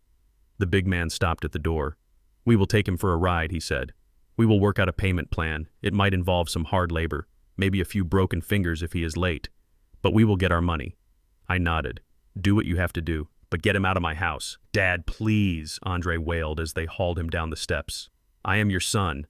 I closed my eyes for a second. The pain was sharp, but it was necessary. "You are a man, Andre," I shouted after him. "Start acting like one." They threw him into the back of one of the SUVs. I heard the doors slam. I heard the tires spin on the pavement. They drove away into the night, taking my son and his debt with them. I stood in the ruined hallway. The cold night air blew in through the broken door. I was alone. Most fathers would be on their knees weeping. Most fathers would be calling the police. But I didn't call the police. The police would just arrest him for fraud and put him in a cell. These men would put him to work. They would force him to face the reality of $1 earned through sweat and pain. It was the harshest love I could give, but it was the only thing left that might save him. I walked to the kitchen. I got a broom and a dustpan. I started sweeping up the glass from the front door. Andre was gone. Chloe was in jail. The house was quiet. My hands shook slightly as I swept. Not from fear, from the adrenaline leaving my body. I had done it. I had cut the cord. I looked at the empty space where Andre had cowered. "I hope you survive, son," I whispered. "I hope you learn. Because if you come back from this, you will be a man. And if you don't, then you were never really mine to begin with." I finished sweeping. I found a piece of plywood in the garage and nailed it over the broken door frame. The hammering sound echoed in the empty street. Bam! Bam! Bam! I was securing my fortress. I was sealing the breach. I went back to my study. I sat down at my desk. I opened the drawer and looked at the ledger. I turned to a fresh page. I wrote down the date, and then I wrote debt transferred to owner, account closed. I closed the book. I turned off the lamp. Phase 5 was complete. The parasites were gone. The host was healing. But the story wasn't over. There was one loose end. Chloe. She would be out on bail eventually. Or she would find a new victim. And she would come back. Not for Andre, but for revenge. And when she did, I would be waiting. Because a man who can hand his own son over to the mob has nothing left to fear from a woman with a fake handbag and a grudge. The silence in my house after the intruders dragged my son away was heavier than concrete. It was a physical weight that pressed against my eardrums and settled deep in my chest. I had nailed a piece of plywood over the shattered doorframe, the hammering echoing like gunshots in the empty street. Now I sat in the dark kitchen, the only light coming from the street lamp outside, filtering through the blinds, painting stripes of gray and black across the table. My phone sat in the center of the table like a loaded weapon. I knew it would ring. I knew the game. They would take him to a second location. They would work him over. They would let the fear marinate until he was nothing but a raw nerve. And then they would call me. They would bank on the fact that no father can listen to his son scream without opening his checkbook. They did not know Marcus Jefferson. I poured a glass of water. My hand was steady. I watched the ripples in the glass settle. I looked at the clock on the stove. It had been 45 minutes, enough time to drive to the warehouse district down by the river, enough time to tie a man to a chair, enough time to break a finger or two. Then the phone rang. The sound was shrill and violent in the quiet house. I did not answer on the first ring. I let it ring 3 times. I wanted them to know I was not sitting by the phone wringing my hands. I wanted them to know I was not desperate. I picked up the phone and pressed the green button. I did not say hello, I just listened. At first there was only the sound of heavy breathing and a background noise that sounded like a train passing in the distance. Then I heard a whimper. It was a sound I hadn't heard since Andre was 6 years old and fell off his bike scraping his knees to the bone. It was the sound of a child who wants his daddy to make the pain go away. Dad. The word was a sob. It was broken and wet. Dad, are you there? Please say you are there. I am here, Andre, I said. My voice was calm, detached. I sounded like I was taking a call about a delayed shipment of rebar, not my son's life. Oh God, Dad, help me! Andre screamed, and the scream turned into a gurgle as if he had blood in his mouth. They are crazy. They broke my hand. They said they are going to do my knees next. You have to pay them. You have to send the money, transfer it, wire it, anything. Just make them stop. I closed my eyes. I could see it. I could see my son, the director of sales, the man who wore $3,000 suits tied to a dirty chair in a room that smelled of oil and rust. I could see the terror in his eyes. Put the man on the phone, I said. There was a scuffling sound, a grunt of pain from Andre, and then the deep, gravelly voice of the shaved-headed man came on the line. Mr. Jefferson, the man said, I hope you have had time to check your balances. Your boy here is not doing so well. He breaks easy. Soft hands. Never worked a day in his life, I bet. He has never worked, I agreed. That is part of the problem. We are running out of patience, the man said. 500,000. Plus 50 for the interest and the trouble of coming to your house. Wire it to the account number I am going to text you. Do it in the next 10 minutes or we start removing parts that he needs to walk. I took a sip of water. The cool liquid felt good against my dry throat. I listened to the background noise again. I heard the distant train whistle. I knew that whistle. It was the cargo train that ran past the old steel mill on 4th Street, the mill that had been abandoned for 10 years. Let me speak to him one last time, I said. I heard the phone being shoved back against Andre's face. Dad Andre was crying hysterically now. Dad, please. I learned my lesson. I swear. I will change. I will do anything. Just get me out of here. I don't want to die. I am sorry about the house. I am sorry about the money. I am sorry about everything. I listened to his apology. It was sincere. Fear makes people sincere. But it was also the sincerity of a man in a foxhole. It usually evaporates the moment the shelling stops. If I bailed him out now, if I transferred that money, he would hug me, he would cry, and in a month he would be back on the gambling sites trying to win it back. He would rationalize it. He would say he had no choice. He would learn nothing except that his father was an infinite safety net. I had to cut the net. Andre, listen to me closely, I said. Yes, Dad, yes, I am listening. You are 40 years old, I said. You are a grown man. You made a choice to gamble. You made a choice to forge my signature. You made a choice to lie to these men. Yes, I know I am sorry, Andre sobbed. Those choices have costs. Son, I continued, my voice hardening, and I am not the one who owes the debt. You are. Dad, what are you saying? Andre whispered, the terror rising in his voice. I am saying that I am not paying them, I said. I am saying that you dug this hole and you are the only one who can climb out of it. No, Dad, no, Andre screamed. They will kill me. You are an adult, Andre, I said, delivering the line that I knew would haunt him for the rest of his life. Take responsibility for your own life. Click. I ended the call. I set the phone down on the table. The silence that rushed back into the room was deafening. It was the loudest silence I had ever heard. My heart was hammering against my ribs, a painful, irregular rhythm. My hands, which had been steady, were now shaking so hard I spilled water on the table. I had just done the hardest thing a father can do. I had hung up on my child while he was begging for his life. But I wasn't a monster. And I wasn't a murderer. I picked up the phone again immediately. I dialed a number I had memorized 30 years ago, a number that belonged to a man named Miller. Captain Miller, now of the Organized Crime Division. We had served in the same unit overseas. We had played poker every Tuesday for a decade. He owed me a favor. Actually, he owed me his life from a night in Da Nang, but we didn't talk about that. Miller answered on the first ring. Mac, is it time? It is time, I said, my voice thick with emotion I couldn't hide anymore. They are at the old steel mill on 4th. I heard the train whistle.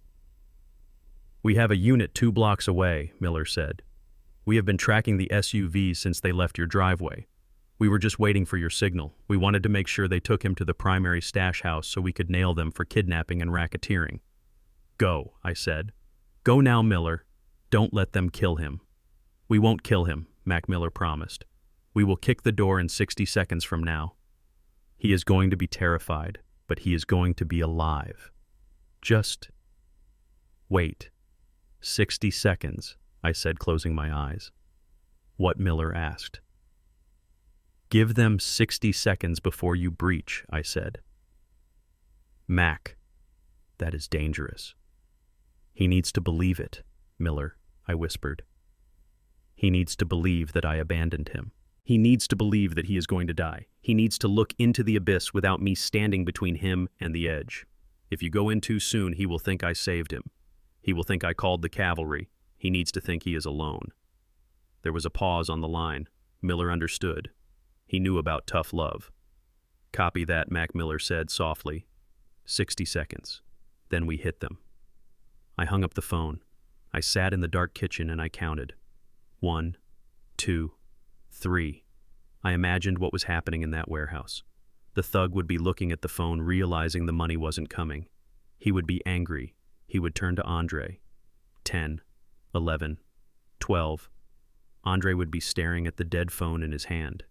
He would be realizing that his father was gone, that the safety net was gone, that he was truly, completely alone in the world with the consequences of his actions. That realization would break him. It would shatter the narcissism and the entitlement. It would burn away the ego. 30, 31, 32. The thug would be raising the bat. He wouldn't kill him, not yet. He would want to send a message. He would aim for the legs. Andre would scream. He would scream for me, but I wouldn't answer.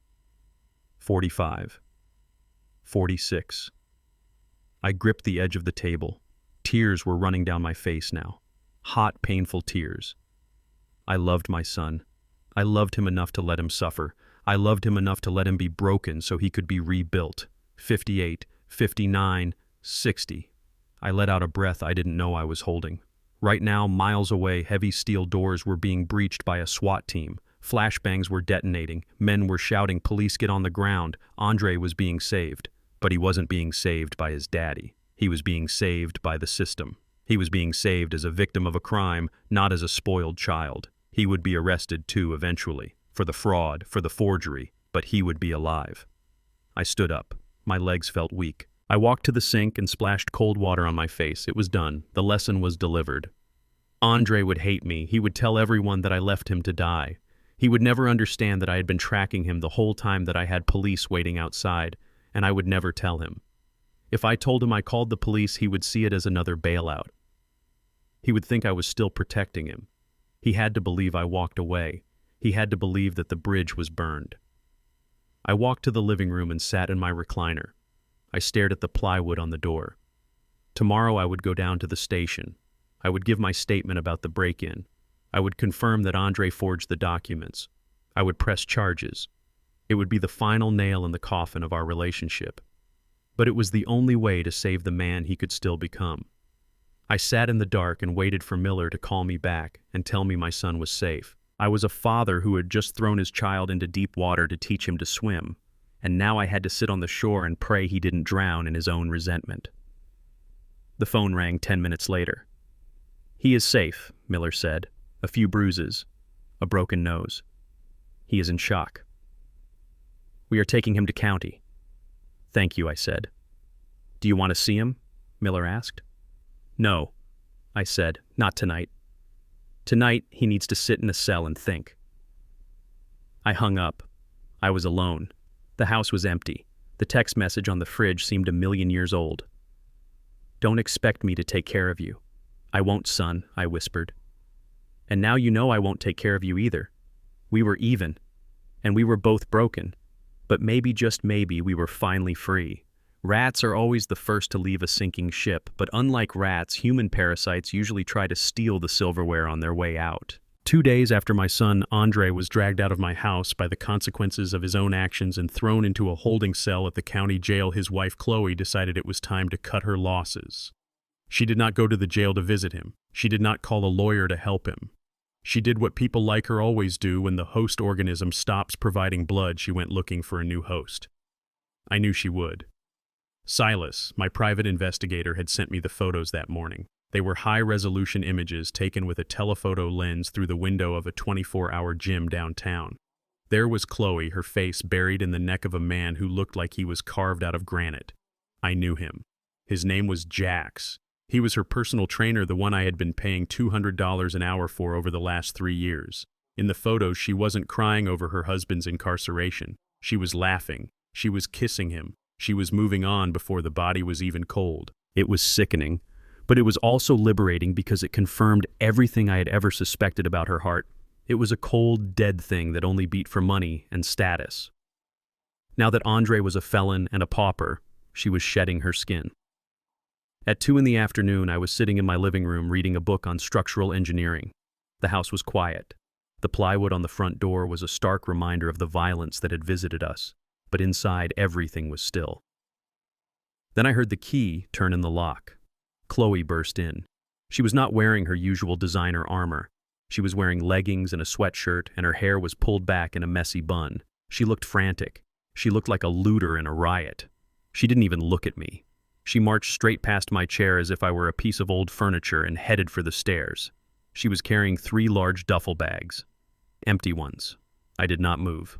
I turned the page of my book. I listened to the sounds coming from upstairs. I heard drawers being ripped open. I heard hangers clattering onto the floor. She was in the guest room, first clearing out the clothes she had brought.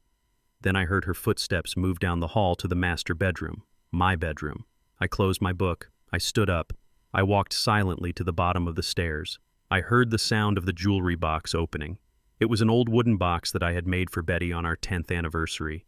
It contained her pearls, her diamond engagement ring, and the gold locket she wore every day until she died. It wasn't just jewelry. It was my life.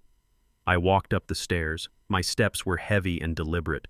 I stood in the doorway of the bedroom. Chloe was sweeping the jewelry into one of the duffel bags. She wasn't looking at the pieces. She wasn't remembering the woman who wore them. She was just calculating their pawn value. She had already filled one bag with Andre's watch collection, which he had foolishly left in my safe for safekeeping months ago. Rolexes, Breitlings, things I had bought him as graduation gifts, things he had bought himself when he should have been paying his mortgage. She had taken them all. I cleared my throat. Chloe jumped. She spun around, dropping a pearl necklace on the carpet. Her eyes were wide, but they weren't fearful. They were defiant. "What are you doing here?" she snapped. "I thought you were at the police station giving a statement against your own son." "I gave my statement this morning," I said calmly. "I told them everything. Now I am asking you what you are doing with my wife's jewelry." "I am taking what is owed to me," she hissed, kicking the necklace toward the bag. "Andre owes me. He ruined my life. He lied to me, Marcus. He told me he was rich. He told me he had a trust fund. He wasted 10 years of my youth and beauty on a lie. I deserve compensation." "Compensation?" I asked, stepping into the room. "You lived in a mansion for free. You drove a Range Rover for free. You traveled the world on my dime. And now, because the party is over, you think you can rob the venue. It is marital property," she spat, zipping up the bag. "I talked to a lawyer. Since he is going to prison for fraud, I am entitled to assets for pain and suffering. I am divorcing him, Marcus. I am leaving this sinking ship, and I am taking my severance package." She grabbed the 2 heavy bags. She slung one over her shoulder and dragged the other. She looked at me with pure contempt. "Move," she said. "I have a flight to catch. Jax is waiting in the car." "Jax," I said. "The trainer. He is more of a man than your son ever was," she sneered. "He appreciates me. And he doesn't need his daddy to pay for dinner. Now get out of my way, old man." She walked toward me, expecting me to shuffle aside, expecting me to be the weak, passive observer I had been for so long. I did not move. I stood in the doorway, filling the frame. I am not a tall man, but I am broad. I spent 40 years lifting steel beams. I am rooted to the ground like an oak tree. "You can go, Chloe," I said, my voice dropping to a low rumble. "You can leave this house. You can leave this family. You can go to hell for all I care. But the bags stay." She laughed, a sharp, incredulous bark. "Are you joking? Try and stop me. I will scream. I will tell the police you assaulted me. Who are they going to believe? A fragile young woman or a bitter old man who just sent his son to jail? They will believe the evidence," I said, nodding toward the corner of the ceiling. She looked up. A small red light blinked in the smoke detector. It wasn't a smoke detector. It was a wide-angle camera I had installed the day after the party. "I have been recording for 10 minutes, I said. "Every word, every theft. It is all in the cloud, Chloe." Her face twisted into a mask of rage. She dropped the bag on her shoulder. She lunged at me. "Get out of my way," she screamed. She raised her hands to shove me. She put her palms on my chest and pushed with all her strength. She expected me to stumble. She expected me to fall and break a hip, but I didn't budge. I absorbed the force. And then instinct took over, muscle memory from 50 years ago. Before I was an engineer, I was a sergeant in the infantry. I served in the jungle. I learned hand-to-hand combat when it was a matter of life and death, not a sport. As she pushed, I grabbed her right wrist with my left hand. I stepped to the side, using her own momentum against her. I twisted her arm behind her back, bringing it up high between her shoulder blades. It is a control hold. It is painful, but it doesn't break anything unless you fight it. Chloe shrieked. It was a sound of shock and pain. She dropped to her knees, forced down by the pressure on her shoulder. "Let go of me," she screamed, kicking backward at my shins. "You are hurting me." "Stop fighting and it won't hurt," I said calmly, holding her there. I kicked the duffel bags out of her reach. "I am calling the police," she yelled, spitting on the floor. "You don't have to," I said. "I called them 10 minutes ago. When you pulled into the driveway, I told them there was a burglary in progress. I told them the suspect was armed and dangerous." You set me up," she sobbed, realizing the trap had snapped shut. "No, Chloe," I said, leaning down so my mouth was close to her ear. "You set yourself up. You walked into my house. You stole my dead wife's jewelry. You assaulted a senior citizen. That is elder abuse. That is grand larceny. That is burglary. You are looking at 5 to 10 years. I heard the sirens then. They were close. The wail grew louder and louder until it filled the room. Blue and red lights flashed against the bedroom walls, dancing across the family photos she hadn't bothered to steal. "Please, Marcus," she begged, her fight draining away, leaving only the pathetic cowardice of a bully who has been punched back. "Please let me go. I will leave the bags. I will leave town. Just don't let them arrest me. I can't go to jail. I am too pretty for jail." "Too pretty," I repeated. I tightened my grip slightly, just enough to remind her who was in charge. "Character is what makes a person beautiful, Chloe. And you are the ugliest thing I have ever seen." I heard the front door burst open downstairs. Police announced a voice I recognized. It was Officer Miller's son, young Deputy Miller. Upstairs, I shouted without loosening my grip. "Master bedroom, suspect is restrained." Running footsteps thundered up the stairs. Deputy Miller and his partner burst into the room, guns drawn. They saw me standing there calm and steady, holding a woman half my age in a military-grade submission hold. "Mr. Jefferson." Deputy Miller lowered his weapon. "Are you all right?" "I am fine, son," I said. I handed Chloe over to them. She tried to rob me. She tried to assault me. The bags are full of stolen property. The video evidence has already been emailed to your precinct. They handcuffed her. The metal clicked shut around her wrists. She was crying now, loud, ugly sobs. Her mascara was running down her face in black streaks. She looked at me with hatred but also with fear. Deep, primal fear. "Jax is outside," she screamed as they dragged her up. "He will come for me." "Jax drove away 5 minutes ago," I said, walking to the window and looking out at the empty street. He saw the police lights coming down the block. He didn't even tap the brakes. Chloe slumped. The last hope extinguished. Her lover had abandoned her just as she had abandoned her husband. It was poetic justice. They marched her out. I watched them put her in the back of the cruiser. I watched the car drive away. I was alone again. I picked up the duffel bags. I dumped them out on the bed. Betty's pearls spilled out like white tears. Andre's watches clattered onto the comforter. I sat on the edge of the bed. My heart was beating a little faster than usual, but my breathing was steady. I picked up Betty's locket. I opened it. Her picture was inside, smiling at me. "I protected it, Betty," I whispered. "I kept it safe. I put the jewelry back in the wooden box.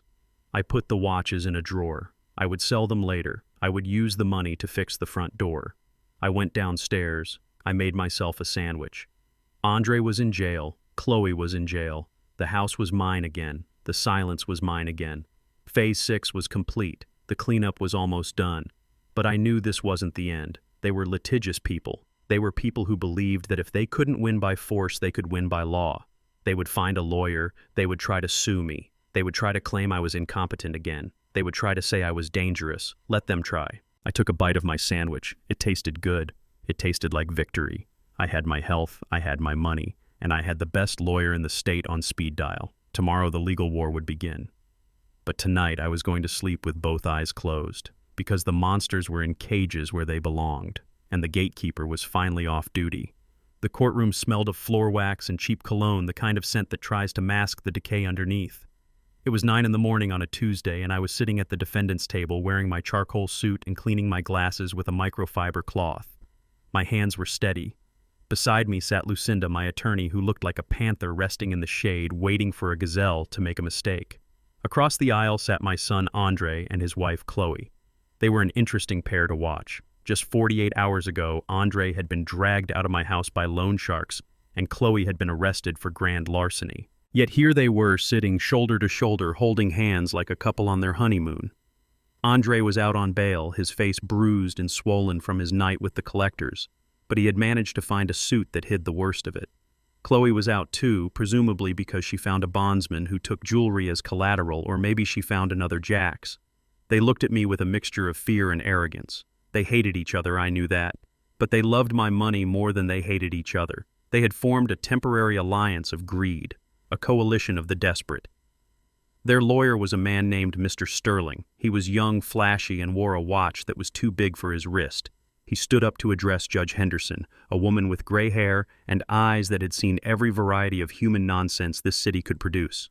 "Your Honor," Mr. Sterling began, his voice booming with theatrical concern, "we are here today with heavy hearts.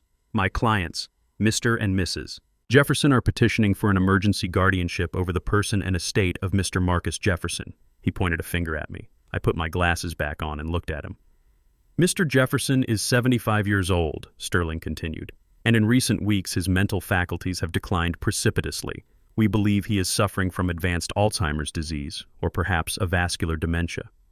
He has become paranoid, he has become erratic, and most worryingly, he has become dangerous to himself and others." "Objection," Lucinda said softly, not even standing up.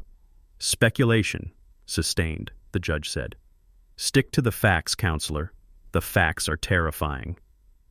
"Your Honor," Sterling said, "last week, Mr. Jefferson cut the power to his own home during a social event, endangering dozens of guests. He has been hoarding money, refusing to pay legitimate bills, and behaving with extreme aggression. Just 2 days ago, he physically assaulted his daughter-in-law, Chloe, leaving her bruised and traumatized. Chloe dabbed at her dry eyes with a tissue. It was a good performance.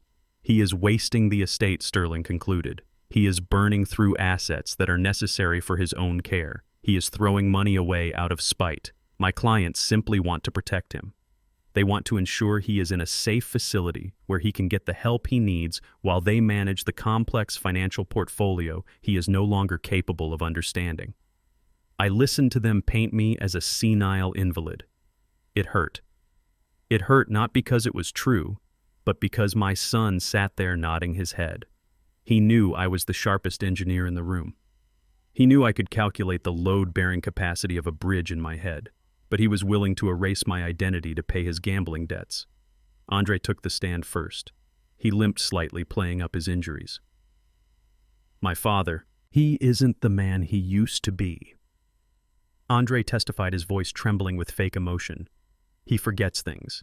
He gets angry over nothing. When I try to help him with his finances, he gets violent. He thinks people are stealing from him. It is classic paranoia. I just want him safe, Your Honor. I just want my dad back. The judge looked at me. She studied my face. She saw an old black man sitting quietly. She probably saw hundreds of men like me every year, men whose minds had betrayed them. She looked sympathetic to Andre. Then it was Lucinda's turn. She stood up. She smoothed her skirt. She walked over to the podium. She did not look at Andre. She looked at the judge. Your Honor. Lucinda said, her voice clear and crisp like a bell. The petitioners claim that Mr. Jefferson is incompetent. They claim he is suffering from dementia. They claim they are motivated solely by love and concern. She picked up a document from her table. We would like to submit Exhibit A. This is a certificate of mental competency signed, dated, and notarized just 4 days ago. Sterling jumped up. Objection. We haven't seen this doctor's credentials. The doctor in question, Lucinda said, smiling. A shark's smile is Dr. Lawrence Finch, the very doctor that Mr. Andre Jefferson recommended to my client, the doctor who has treated the family for years. Andre went pale. He looked at Chloe. Chloe stopped dabbing her eyes. Dr. Finch conducted a thorough examination. Lucinda continued, handing the paper to the bailiff. He certified that Marcus Jefferson is of sound mind, excellent memory, and fully capable of managing his own affairs. In fact, his notes describe Mr. Jefferson as having the cognitive function of a man half his age. The judge read the document. She raised an eyebrow. This seems to be in order, Mr. Sterling. Your own client's doctor disagrees with your diagnosis. But, Sterling stammered, looking at Andre, my client said, We are not done. Your Honor, Lucinda interrupted. The petitioners also claim that Mr. Jefferson is paranoid.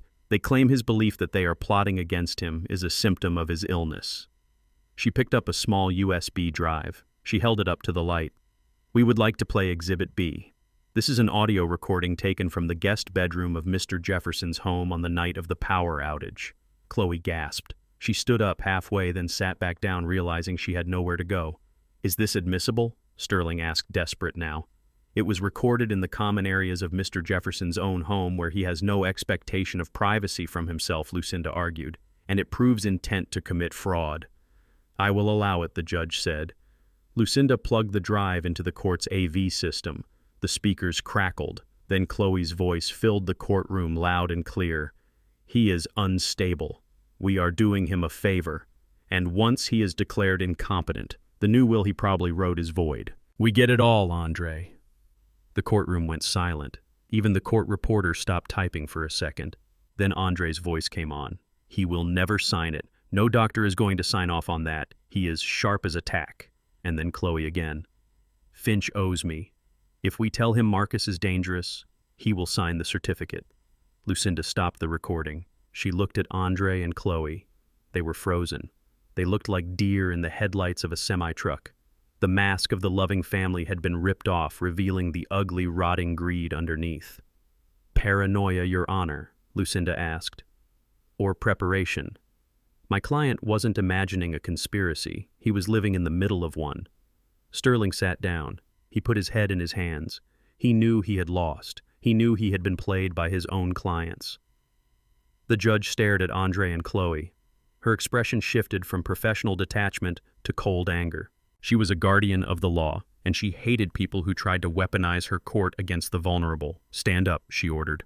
Andre and Chloe stood up. They were shaking. "I have heard enough," the judge said. "This petition is denied with prejudice. That means you cannot file it again, ever."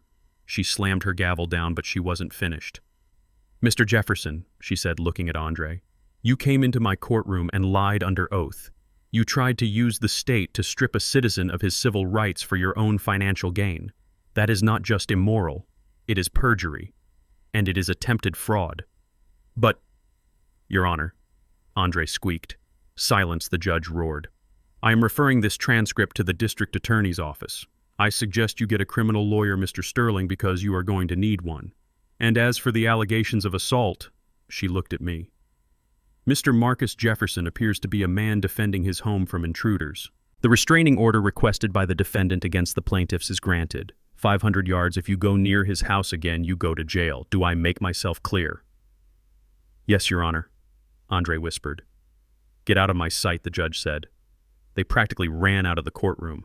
Chloe was sobbing real tears this time, tears of terror.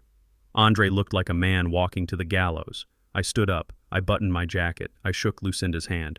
"Good work," I said. "Just doing my job." "Mac," she said, smiling, "you gave me good ammunition." I walked out of the courtroom. Andre and Chloe were arguing in the hallway. "It is your fault," Chloe was screaming. "You said Finch was safe. You said he was senile. He recorded us," Andre yelled back. "He bugged the room. He is a monster." I walked past them. I stopped for a moment. "I am not a monster," I said. My voice echoed in the marble corridor. "I am an engineer. I fix problems. And you too, you were a structural defect." They looked at me. They didn't have anything left to say. They were bankrupt. They were exposed. They were facing criminal charges. I walked out of the courthouse and into the fresh air. The sun was shining. The city noise sounded like music. I got into my truck.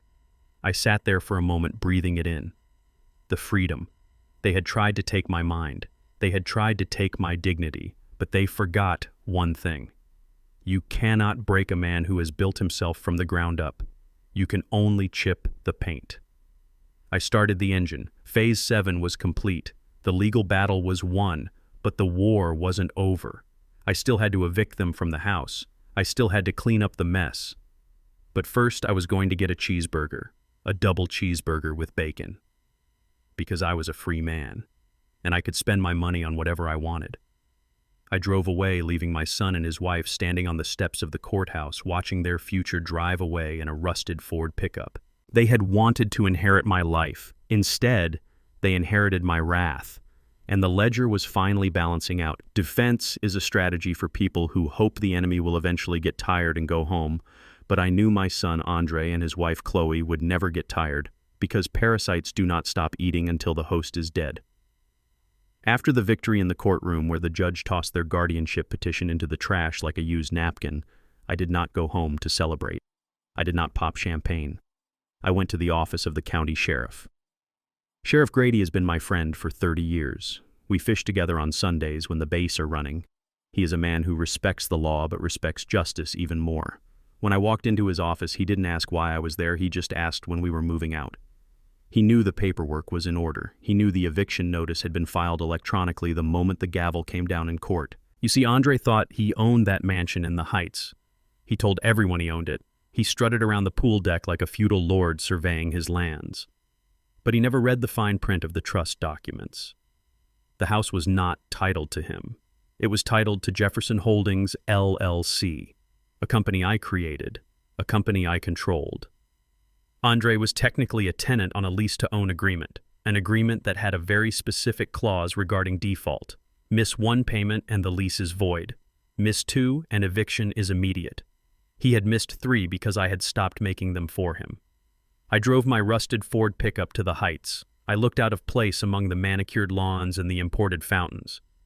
The security guard at the gate tried to stop me until he saw the sheriff's cruiser behind me and the moving truck behind him.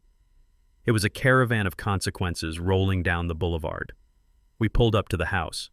It looked magnificent in the afternoon light, a monument to excess, a temple of ego, and inside 2 people were probably trying to figure out how to spin their legal defeat into a social media victory. I parked the truck. I did not get out. I watched Sheriff Grady walk up the long driveway. He adjusted his belt. He adjusted his hat. He pressed the doorbell. I could see the video feed on my phone because I still had administrative access to the security system. I saw Andre open the door. He was wearing a bathrobe and holding a glass of what looked like whiskey. It was 2 p.m. Sheriff Andre said, his voice coming through the tiny speaker on my phone. "To what do I owe the pleasure?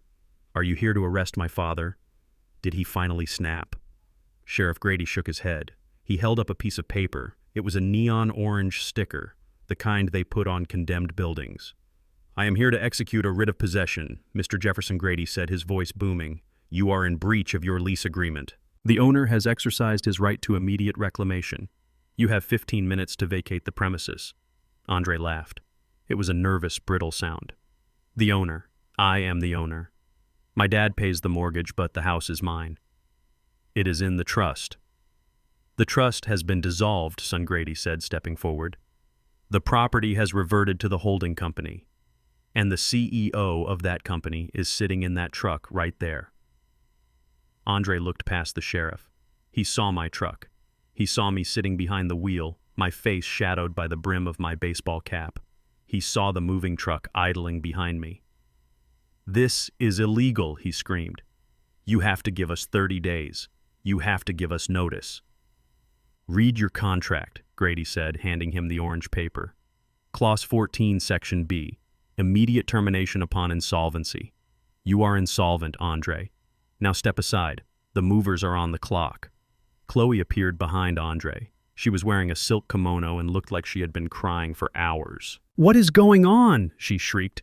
"Who are these people?" "They are evicting us," Andre whispered. "He is throwing us out." Chloe looked at the truck. She looked at me. Her face twisted into a mask of pure hatred. She ran past Andre and down the driveway. She came right up to my window. She pounded on the glass with her fists. "You evil old man," she screamed. "You cannot do this. My clothes are in there. My jewelry. My life." I rolled down the window 2 inches, just enough for my voice to carry. "You have 15 minutes, Chloe," I said. "I suggest you grab what you can carry. The rest goes to the curb. And since it is public property, once it hits the street, I cannot guarantee it will be there long." She stared at me. She saw that I wasn't bluffing. She saw the movers jumping out of the truck wearing work gloves and grim expressions. These weren't white glove movers who wrap china in bubble wrap. These were clean-out crews. They were guys who clear foreclosures. They moved fast, and they didn't care about scratching the paint. Chloe turned and ran back into the house, screaming at Andre to do something. But Andre did nothing. He stood in the doorway, paralyzed, watching his kingdom crumble. Sheriff Grady waved the movers in. They marched past Andre like a colony of ants. They went into the living room. They went into the kitchen. They went upstairs. Then the exodus began. It wasn't a dignified removal. It was a purge. They brought out the white leather sofa Andre loved so much. They didn't carry it gently. They dragged it. They dumped it on the grass near the curb. They brought out the 60-inch television. They leaned it against the mailbox. They brought out armfuls of Chloe's clothes, designer dresses, silk scarves, coats with fur collars. They didn't put them in boxes. They dumped them in a pile on the asphalt. It looked like a colorful mountain of greed. Andre ran back and forth trying to stop them, trying to grab things. "Be careful with that painting," he yelled. "That is an original." The mover ignored him and leaned the painting against a fire hydrant. I sat in my truck and watched. I felt no joy. I felt no satisfaction. I felt the grim duty of a surgeon cutting out gangrene. It was ugly. It was messy. But it had to be done to save the patient. The patient wasn't Andre. The patient was the truth. The sky began to darken. Heavy gray clouds rolled in from the west, blocking out the sun. The air turned cold. A drop of rain hit my windshield, then another. The movers worked faster. They cleared the house in 40 minutes. The lawn was covered in debris. It looked like a yard sale from hell. Lamps, rugs, kitchen appliances. The espresso machine Andre used to brag about. It was all sitting there exposed. Chloe ran out carrying 2 suitcases stuffed to bursting. She was wearing boots now and a coat. She looked at the pile of her belongings on the wet grass. "My shoes," she wailed.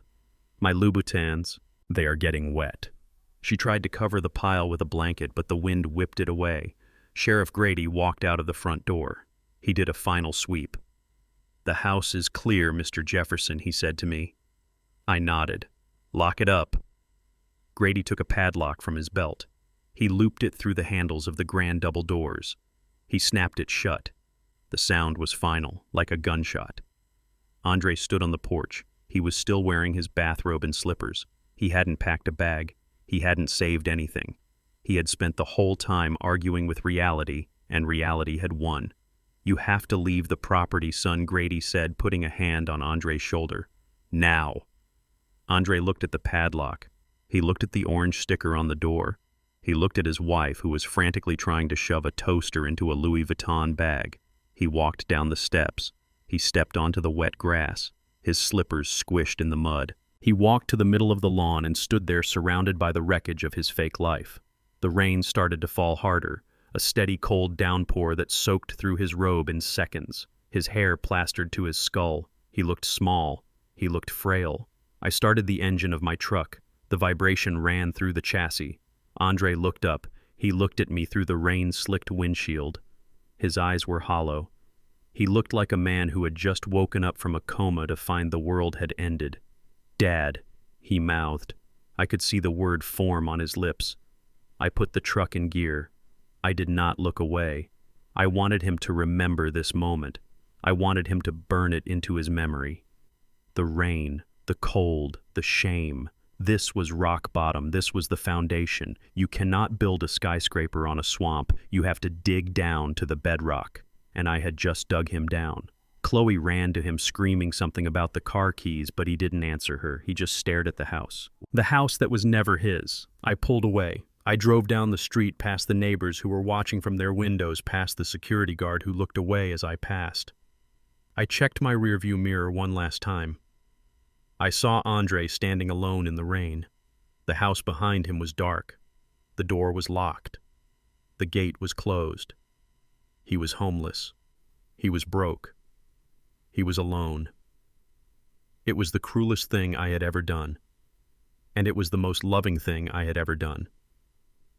I turned the corner and he disappeared from view. Phase 12 was complete. The tower had fallen. Now came the long, hard winter.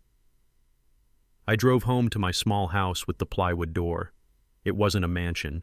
It didn't have marble floors. But it was warm. It was dry, and it was mine. I hoped that one day Andre would understand the difference, but for now he had to learn how to survive the storm without an umbrella, because I had taken the umbrella away. Gravity is a relentless force, and once momentum shifts downward, it is almost impossible to stop the slide. My son Andre learned this lesson in the span of 48 hours. When the sheriff put the padlock on the doors of the mansion, Andre didn't just lose a place to sleep, he lost his identity. The facade he had carefully constructed over a decade, the image of the golden boy, the self-made tycoon, crumbled into dust the moment his feet hit the wet pavement of the street. The first domino to fall after the house was his career. You see, the world of high-end sales is built on perception. It is a world of smoke and mirrors where confidence is the currency. But word travels fast in this city, especially when the foreclosure notice is plastered on the front door of a man who bragged about his portfolio. Andre showed up to his office the morning after the eviction wearing the same wrinkled suit he had slept in. He smelled of fear and damp wool. He thought he could salvage his job. He thought he could charm his way out of the abyss. He was wrong. His boss, a man who valued reputation over loyalty, met him at the elevator with a cardboard box and a security escort. It wasn't just the rumors. It was the background check I had quietly triggered by alerting the credit bureaus of the fraud. Andre was now a liability. A man with a credit score in the double digits and a pending criminal investigation for forgery is not the face you want selling luxury assets. They walked him out of the building in front of the colleagues he used to belittle. He stood on the sidewalk holding a box containing a stapler and a photo of a wife who was already planning her exit. And then came Chloe. I knew Chloe would leave. I predicted it the moment I met her. She was a woman who required a certain climate to survive, and that climate was air-conditioned luxury. Poverty was toxic to her. It happened in the parking lot of a Motel 6 on the outskirts of town. Andre had managed to scrape together enough cash from pawned cufflinks to afford a room for 2 nights. He parked the SUV, the only asset they had left, because the repo man hadn't found it yet.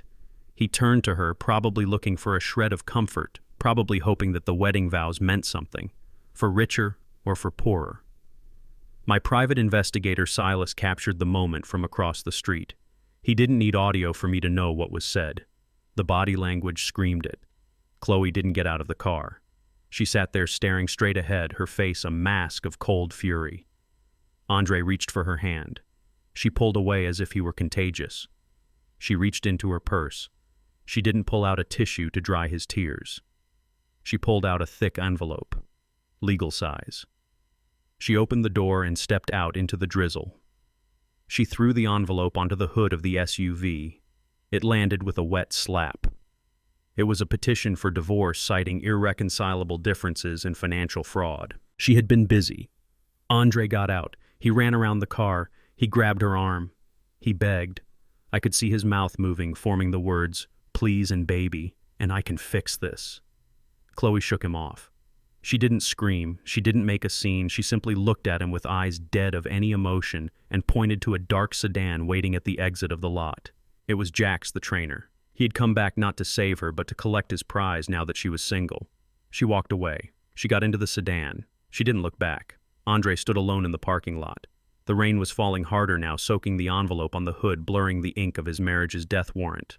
He slumped against the grill of the car and slid down until he was sitting on the asphalt, his head in his hands. He was crying. He was broken. But the world didn't stop because Andre Jefferson was sad. The world kept turning and it kept demanding payment. The next phase of his education was the most brutal. It was the phase of survival. Andre ran out of money 3 days later. The motel kicked him out. He had no friends. The people he had partied with, the people who drank his champagne and laughed at his jokes, they stopped answering his texts the moment the news broke.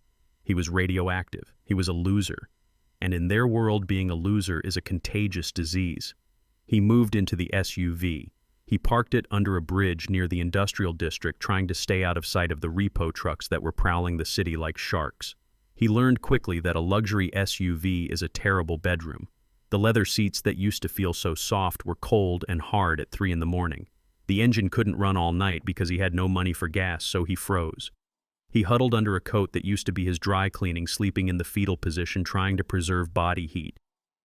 Hunger is a patient teacher. It waits. It gnaws. I drove by his spot 4 days into his homelessness. I stayed in my truck across the street, hidden by the shadows. I watched my son. He was sitting on the curb.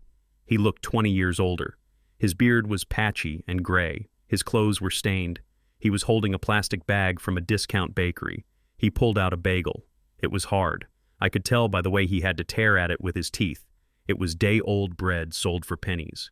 He ate it with a ferocity that made my stomach turn. He ate it like an animal. He picked up the crumbs that fell onto his dirty jeans and ate those too. This was the man who used to send steaks back to the kitchen if they were slightly overcooked. This was the man who complained if his wine wasn't breathed properly. Now he was eating stale bread under a bridge while the city traffic roared overhead. He looked up at the sky. His face was streaked with grime and tears. He looked angry. He looked scared. But mostly he looked confused. He couldn't understand how the universe had turned on him so completely. He didn't realize that the universe hadn't turned. It had just corrected itself. I remembered the text message. It was burned into my retina. I have my own life. I watched him shiver on that curb and I thought, well, Andre, here it is. This is your life. This is the life you built without me. It is small, it is cold, and it is lonely. He stood up and walked to the river railing. He looked down at the dark water. For a second, my heart stopped. I put my hand on the door handle, ready to run, ready to break my own rule and save him. But he didn't jump. He just spat into the water. He was too cowardly to jump. Or maybe he was too angry. He walked back to the SUV. He opened the back door and rummaged through a pile of trash looking for something. He pulled out a bottle of water. It was half empty. He drank it in one gulp. Then his phone rang. He froze. I saw his shoulders tense. He looked at the screen. He didn't answer it. He threw the phone into the passenger seat as if it were a grenade. It was the collectors, the loan sharks. They were calling to remind him of the payment plan. They were calling to tell him that the clock was ticking. Andre curled up in the driver's seat. He locked the doors. He looked out the window, his eyes darting at every shadow. He was hunted. He was living in a state of constant adrenaline terror. Every car that passed slowly was a potential hitman. Every footstep on the pavement was a potential beating. He was learning the value of safety. He was learning that safety isn't free. It is bought with loyalty and honesty, and he was bankrupt in both. I watched him for an hour. I watched him try to sleep. He would doze off for a few minutes, then jerk awake, gasping, reaching for a weapon that wasn't there. It was painful to watch. It was a physical ache in my chest to see my flesh and blood reduced to a frightened animal living in a metal box. I wanted to drive over there. I wanted to knock on the window. I wanted to give him a blanket and a hot meal, but I couldn't. If I saved him now, I would kill him later. If I saved him now, he would never learn the most important lesson of all, that he was capable of surviving. Or he wasn't. He had to find his own bottom.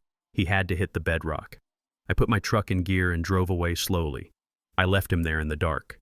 The next day I went to the grocery store. I bought a loaf of bread, some peanut butter, and a few apples. I drove back to the bridge. Andre wasn't there. The SUV was gone. My heart hammered. Had they found him? Had the repo man taken the truck? Then I saw him. He was walking down the street a few blocks away. He was carrying a sign, a piece of cardboard he had ripped from a box. It said, "Will work for food." I stopped the truck. I stared. He wasn't begging for money. He was offering labor. It was a small thing, a tiny flicker of dignity in the ashes of his ego. But it was there. He stood on the corner holding the sign. People drove past him. They ignored him. They looked at him with the same disdain he used to have for the homeless. He was invisible. I watched a man in a pickup truck stop. He rolled down the window. He pointed to a pile of bricks in the bed of his truck. He said something. Andre nodded vigorously. He climbed into the back of the stranger's truck. He was going to work. Manual labor. The kind of work he used to mock. I felt a lump in my throat. It wasn't pride yet. It was hope. A fragile, thin hope. I drove to the spot where he had been sleeping. I left the bag of groceries behind a concrete pillar where I knew he would find it when he came back. I didn't leave a note. I didn't leave money. Just food. I drove home. The house was quiet. The plywood door was still there. I sat in my chair and looked at the empty space where the television used to be. Andre was suffering. He was in hell. But for the first time in 40 years, he was actually living his own life. He was fighting for his survival. And that was the only way he was ever going to become a man I could respect. The text message on the fridge didn't make me angry anymore. It made me sad. But it also made me resolute. "You wanted your own life, son," I whispered to the dark room. "Now you have it. Don't waste it." I went to sleep. I knew the hardest part was still to come. He would come back eventually. He would crawl back. And when he did, I had to be strong enough to open the door but keep the wallet closed. Because the only thing worse than abandoning your child is enabling their destruction. And I was done being the architect of his demise. Hunger is a very specific kind of teacher because it does not allow you to procrastinate and it does not listen to excuses. For my son Andre, hunger had become his only companion. It had been 3 weeks since he was evicted from the mansion, 3 weeks since his wife left him, and 3 weeks since he realized that the world does not give free samples to men who wear ruined suits. I had watched him from a distance. I had seen him sleeping in his car, and I had seen him working manual labor for strangers, but I had not intervened. I was letting the cement harden. I was letting the reality set in. It was a Tuesday evening when he finally came home. The sun was setting, casting long orange shadows across my front lawn, the lawn I mowed myself every Saturday. I was in the kitchen chopping vegetables for a beef stew. The smell of searing meat and onions filled the house, a smell of warmth and safety. Then I saw him through the window. He did not drive up in a Porsche. He did not stomp up the walkway demanding money. He was walking up the driveway, dragging his feet. He looked like a scarecrow. His clothes were the same ones he had been wearing for days, stained with grease and dirt. His face was gaunt, his beard was patchy and unkempt, and his eyes were hollow dark pits of exhaustion. He stopped at the front gate. He did not open it. He just stood there, gripping the metal bars, looking at the house as if it were a cathedral he was not worthy to enter. I put down my knife. I wiped my hands on a towel. I walked to the front door. I opened it and stood on the porch. The air was cool. Andre saw me. He flinched. He looked like he wanted to run, but his legs were too weak. He let go of the gate and fell to his knees on the concrete. He didn't care about his pants. He didn't care about his dignity. He just collapsed. "Dad." He croaked. His voice was a dry, raspy whisper. "Dad, please." I walked down the steps. I walked down the driveway until I was standing in front of him. I did not help him up. I did not hug him. I stood there like a foreman inspecting a collapsed tunnel. "I am sorry," he sobbed, putting his face in his hands. "I am so sorry. I was wrong. I was arrogant. I was stupid. Please, Dad, I am hungry. I haven't eaten in 2 days. Just give me something. Anything. $1. A piece of bread. Please forgive me." I looked down at him. This was the moment every parent dreads and every parent hopes for, the moment the child returns. But the prodigal son does not get the fatted calf just because he showed up. Not in my house. Not after what he did. Forgiveness is not a feeling, Andre. Forgiveness is an action, and right now your words are just wind. "I am hungry," he wept. "I am starving." I looked at his hands. They were dirty, but they were still soft. They were still the hands of a man who typed on a keyboard and signed fake checks. They were not the hands of a man who understood the cost of a meal. I turned around and walked back toward the house. "Dad, please don't leave me," he screamed, crawling a few inches forward. "Come with me," I said without looking back. I walked around the side of the house to the tool shed. I heard him shuffling behind me, panting like a wounded dog. I opened the shed door. The smell of oil and potting soil drifted out. I reached into the corner and grabbed a shovel. It was a heavy spade with a wooden handle smooth from years of my own sweat. I walked back out and threw the shovel on the ground at his feet. It landed with a heavy clanking sound. Andre looked at the shovel, then at me. He looked confused. "You want to eat?" I asked. "Yes," he whispered. "Yes. Dad, please." "Then you work," I said, pointing to the back corner of the garden where the soil was hard and full of rocks. "I need that plot turned over. I am planting winter vegetables. The ground needs to be tilled 3 feet deep." Andre stared at the dirt. He swayed slightly on his feet. "I pay $10 an hour," I said. "That is the rate for unskilled labor. You do a good job, you get paid. You get paid, you eat." "But Dad, I am weak," Andre stammered. "I can barely stand. You have enough energy to beg. You have enough energy to dig," I said, crossing my arms. "This is the deal, Andre. No handouts, no charity. You want a meal, you earn it. You want forgiveness, you earn that too. The clock starts now." I turned and went back into the house. I went back to the kitchen and continued chopping my vegetables. I moved to the window where I could see the garden. For 10 minutes, Andre just stood there looking at the shovel. He was crying. He was probably hating me. He was probably thinking I was a monster. Good, let him hate me. Hate is a fuel. Then he bent down. He picked up the shovel. His hands were shaking. He stuck the blade into the hard earth and pushed. It didn't move much. He was weak. He was out of shape. But he pushed again. I watched him. I watched my son, the executive, the man who wore Italian loafers, struggle with a piece of wood and steel. He dug. He lifted a shovelful of dirt and threw it aside. He dug again. I went back to my stew. I added the potatoes. I added the carrots. I seasoned the broth. The smell wafted out through the open window, drifting toward the garden. It was a cruel motivation, but it was effective. An hour passed. I checked the window. Andre was still digging. He had taken off his ruined jacket. His shirt was soaked with sweat. He was moving slowly, but he was moving. 2 hours passed. The sun went down. I turned on the porch light so he could see. He was still there. He was stumbling now. He fell once, dropping to his knees in the dirt.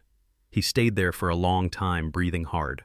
I thought he was going to quit. I thought he was going to walk away. But he got up. He grabbed the handle. He kept digging. I saw him look at his hands. I knew what he was seeing.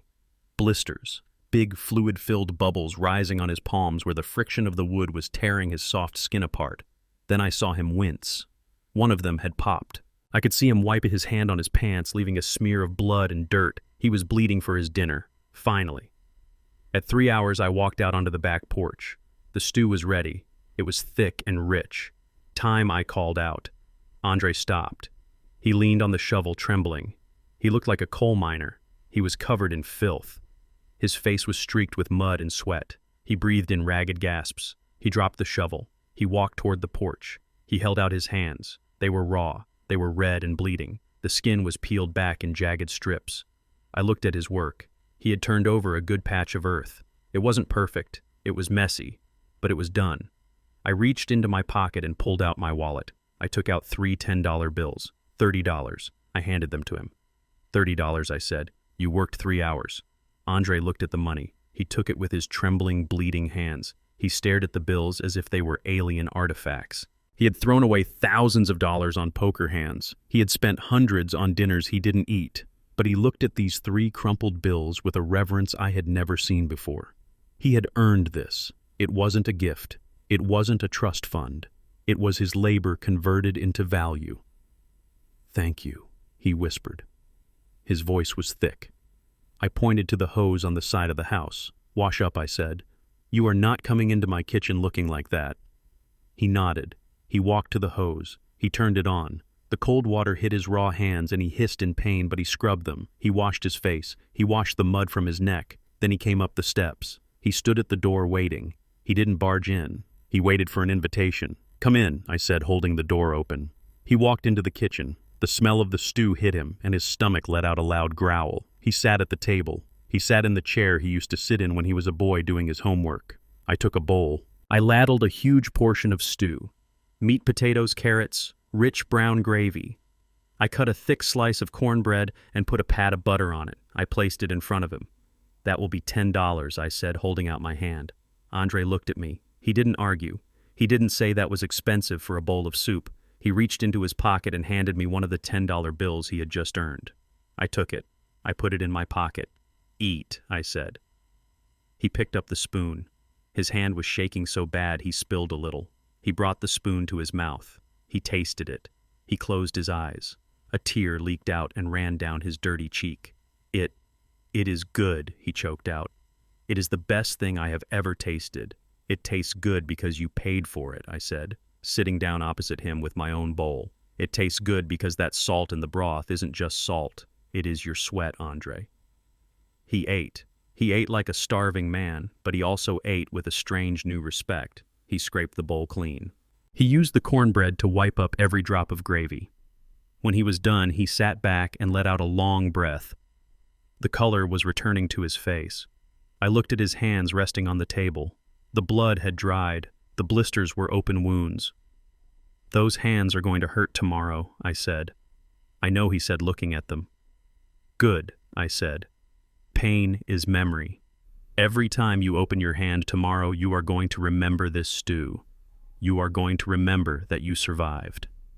He looked up at me. His eyes were clear for the first time in years. The arrogance was gone. The entitlement was burned away by the friction of the shovel. "Dad," he said softly, Can I come back tomorrow to finish the garden?" I looked at him. I saw the desperation, but I also saw a spark of something else. Determination. "The rate is still $10 an hour," I said, "and the price of soup might go up." "I will work harder," he said. "I will do better." "We will see," I said. I stood up. I took his empty bowl to the sink. "You can sleep in the shed tonight," I said. "There are blankets in the bin. It is warm enough." "The shed," he asked. "I am not letting you in the house, Andre," I said, turning to face him. "Not yet. You lost that privilege.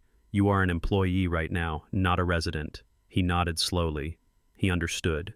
He didn't argue. "Okay," he said. "Thank you, Dad. Thank you for the job." He stood up. He walked to the door. He paused. "I am sorry," he said again. "I know," I said. "But sorry doesn't plant vegetables, Andre. Digging does." He walked out into the night. I watched him go to the shed. I watched him close the door. I washed the dishes. I felt a strange lightness in my chest. It wasn't happiness exactly. It was relief. My son was sleeping in a shed. He had bleeding hands. He had $20 to his name, but he was alive. And for the first time in his life, he was an honest man. I took the $10 bill from my pocket. I smoothed it out on the counter. It was dirty. It had a smudge of Andre's blood on the corner. I looked at it. It was the most valuable piece of currency I had ever held. It was the first installment of his repayment. Not the money he owed the bank, the debt he owed to his own soul. I turned off the lights. The garden was dark, but the earth was turned. The seeds could go in tomorrow. We were planting again. It would be a long season, but at least we were finally working the soil. They say that a bad penny always turns up, but in my experience, a bad person turns up even faster, especially when they smell money. It had been a month since the eviction and the arrest. My house was quiet again. My son Andre was living in the tool shed, working off his debt to his soul, one blister at a time. The garden was turned, the vegetables were planted, and for the first time in years I felt a sense of rhythm returning to my life. I thought the storm had passed, I thought the debris had been cleared, but Chloe was not done. She was a creature of opportunity, and she had found one last card to play, one last desperate gamble to force her way back into the fortress I had secured. It was a Sunday afternoon. I was sitting on the porch watching Andre quietly weeding the carrot patch. He looked different, thinner, harder. He wasn't wearing a suit, he was wearing old coveralls. He wasn't looking at his phone, he was looking at the dirt. He was learning. Then a taxi pulled up to the gate. Chloe stepped out. She looked different too, but not in a good way. She was wearing a loose flowing dress that looked like something a nun would wear. She had no makeup on. Her hair was down and unstyled. She was playing a role I recognized immediately. The repentant mother, the Madonna of the suburbs. She did not look at Andre working in the dirt. She looked straight at me sitting on the porch. She placed a hand on her stomach, a protective theatrical gesture. She walked up the driveway. Andre stopped working. He stood up leaning on his hoe watching his wife approach. He didn't move to hug her. He didn't speak. He just watched. Chloe stopped at the bottom of the porch steps. She looked up at me with eyes that were filled with manufactured tears. "Marcus," she said, her voice trembling just the right amount. "We need to talk. It is important. It is about the future." I took a sip of my lemonade. The glass was cold and sweating in the heat. "I don't think we have anything to talk about, Chloe," I said. "The last time we spoke, you were in handcuffs screaming that you were too pretty for jail. Did the judge disagree?" "I made a mistake," she said quickly, brushing away the memory of her felony. "I was stressed. I was not myself. But that doesn't matter now, because something has happened. Something wonderful." She rubbed her stomach again. She took a step up. "I am pregnant, Marcus." Andre dropped his hoe. It hit the ground with a dull thud. "What did you say?" Andre whispered. Chloe turned to him. Her face softened into a mask of pity. "I am pregnant, Andre. I found out yesterday. I am carrying your child. I am carrying a Jefferson." She looked back at me. A smile played on her lips, a triumphant smile. "You can kick me out, Marcus. You can call the police. But you cannot turn your back on your own flesh and blood. This baby is your grandson. He is the heir to everything you built, and he needs a home. He needs security. He needs his grandfather's money to ensure he has a good life." I looked at her. I looked at her stomach. I looked at the performance she was giving. It was Oscar-worthy. If I were a weaker man, if I were a sentimental fool, I might have opened the door. I might have written a check right there. A baby changes everything. A baby is a fresh start. But I am not a sentimental fool. I am an engineer. I deal in facts. I deal in data. And the data did not add up. I stood up slowly. I walked to the edge of the porch. "Is that so?" I asked. "A Jefferson heir." "Yes," Chloe said, gaining confidence. She thought she had found the crack in the armor. She thought she had won. "I know we have had our differences, Marcus, but this is bigger than us. This is family. You have to support us now. The law says so. Grandparents have obligations. And Andre needs to come back inside. We need to be a family again, for the baby." Andre looked at me. He looked terrified. He looked hopeful. He wanted it to be true. He wanted a reason to stop digging in the dirt. "Dad," he said softly, if she is pregnant." I held up a hand to stop him. I walked over to the small table beside my rocking chair. There was a manila envelope sitting there. It had been sitting there since yesterday when Silas, my private investigator, dropped it off. I picked up the envelope. I tapped it against my palm. "You know, Chloe," I said, "I have always been a man who believes in verification. Measure twice, cut once. That is the rule of construction, and it is the rule of life." "What are you talking about?" Chloe asked. Her smile faltered slightly. "I am talking about biology," I said. I opened the envelope. I pulled out a document with a colorful chart on the front. "You left in a hurry the other day," I said. "When the police took you away, you left a lot of things behind. Clothes, shoes, and your hairbrush." Chloe went pale. Her hand dropped from her stomach. "My hairbrush," she whispered. It was full of hair. I continued walking down the steps until I was standing right in front of her. "DNA is a funny thing, Chloe. It tells stories. It tells the truth even when the person it belongs to is a liar. I held up the paper. I had Silas run a test, I said. I had him compare the DNA from your hairbrush with the DNA from my son. And then I had him cross-reference it with the prenatal paternity test results you threw in the trash can at the clinic downtown 3 days ago. Silas has friends in waste management. He retrieves things. Chloe took a step back. She looked like she was about to vomit. You dug through my trash, she hissed. You dug through my life, I countered. I looked at the chart.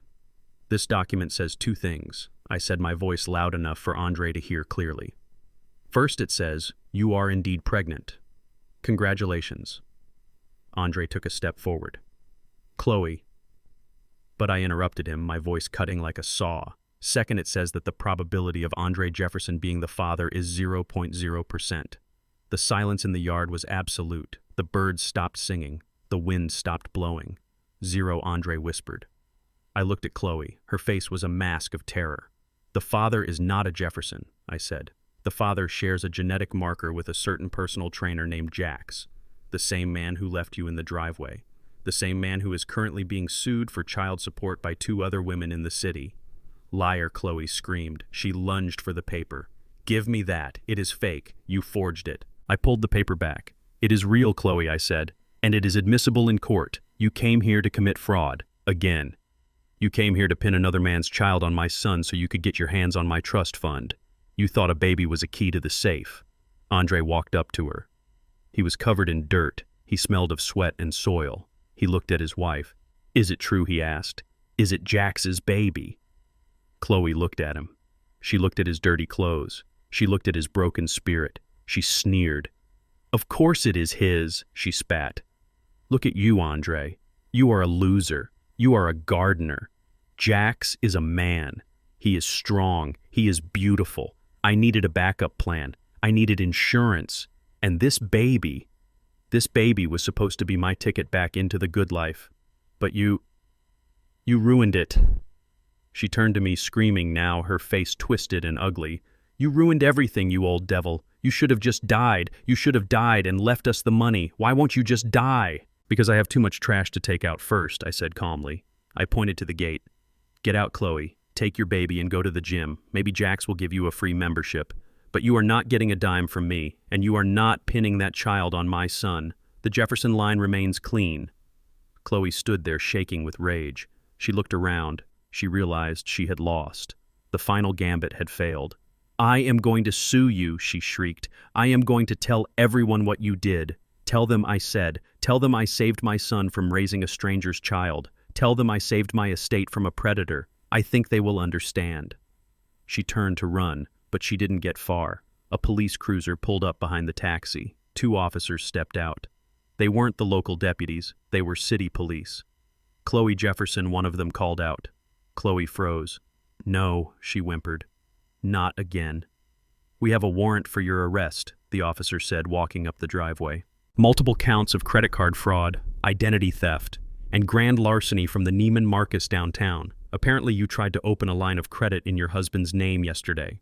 Andre looked at her. He didn't move to help her. He didn't say a word. He just watched. They handcuffed her again.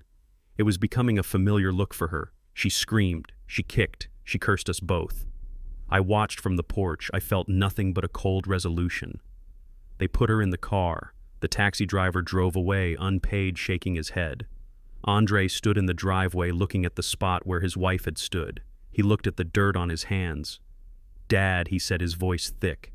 She was going to make me raise another man's child. She was going to make me pay for it. She was going to make you pay for everything, son, I said. That is what she does. She is a bill that never comes due. Andre looked up at me. He had tears in his eyes. You knew, he said. You knew before she even opened her mouth. I made it my business to know, I said. Because you didn't. You were too busy looking at the surface to check the foundation. He nodded slowly. He wiped his face with his dirty sleeve. I am sorry, Dad, he whispered. Don't be sorry, I said, picking up my glass of lemonade. Be smart. Now pick up that hoe. The carrots aren't going to weed themselves. And if you finish before sunset, I will make grilled cheese sandwiches. Andre looked at the hoe. He picked it up. He gripped it tight. Yes, sir. he said. He went back to work. The rhythmic sound of the metal hitting the earth filled the silence. Chop, chop, chop. It was the sound of rebuilding. It was the sound of a life being reclaimed, one weed at a time. I sat back in my chair. The sun was going down. The air was cooling. Chloe was gone. The baby was not ours. The threat was neutralized. Phase 15 was complete. The enemy had been routed. Now there was just the long, slow work of healing. And I had plenty of time. I had my health. I had my money. And for the first time in a long time, I had a son who was learning how to be a man. I took a sip of lemonade. It was sweet. It was tart. It was perfect. Time is a river, and sometimes you have to build a dam to stop the flow of destruction, but other times you have to let the water wash everything away so you can see the bedrock. It had been 3 months since the night Chloe was arrested and my son Andre moved into my tool shed. 3 months of sweating in the sun. 3 months of blisters turning into calluses. 3 months of silence where the only sound was the scrape of a shovel and the rhythmic breathing of a man learning how to work. I watched him from my kitchen window every morning. The man who used to spend an hour styling his hair now washed his face with a garden hose and dried it with a rough towel. The man who used to complain if his latte wasn't the right temperature now drank water from a plastic jug and ate peanut butter sandwiches without a word of complaint. He had lost 30 pounds. His face was lean and brown from the sun. His eyes, which used to dart around looking for an angle or an exit, were now steady. They were the eyes of a man who knew exactly where his next meal was coming from. It was coming from the ground he was tilling. He had finished the garden weeks ago, but he kept finding things to do. He fixed the fence, he painted the shed, he cleaned the gutters. He didn't ask for money, he didn't ask for permission, he just worked. He was paying a debt that couldn't be measured in dollars, and he knew it. One evening, I walked out to the shed. Andre was sitting on an overturned bucket sharpening the blade of the hoe with a file. He looked up when I approached. He stood up. He didn't cower anymore. He stood straight. "Hey, Dad," he said. "Hey, son," I replied. I looked at the shed. It was clean, organized. It was a better home than the mansion had been because it was honest. "I have been thinking," I said, about what he asked. "About this house," I said, turning to look at the structure that had sheltered us for 40 years. "It is a big house, Andre. 4 bedrooms, 3 baths, a formal dining room we never use. It was a good house for a family, but there is no family here anymore. Just 2 men and a lot of ghosts." Andre looked at the house. He looked at the window of his old bedroom. "It is your home, Dad," he said. "No," I said. "It is a building. Home is where you build a life. And I am done building here. The foundation is cracked, son. Not literally. But the memories, they are heavy. Every room reminds me of something I lost, or something I had to destroy to save." I paused. I let the evening air fill my lungs. "I sold it," I said.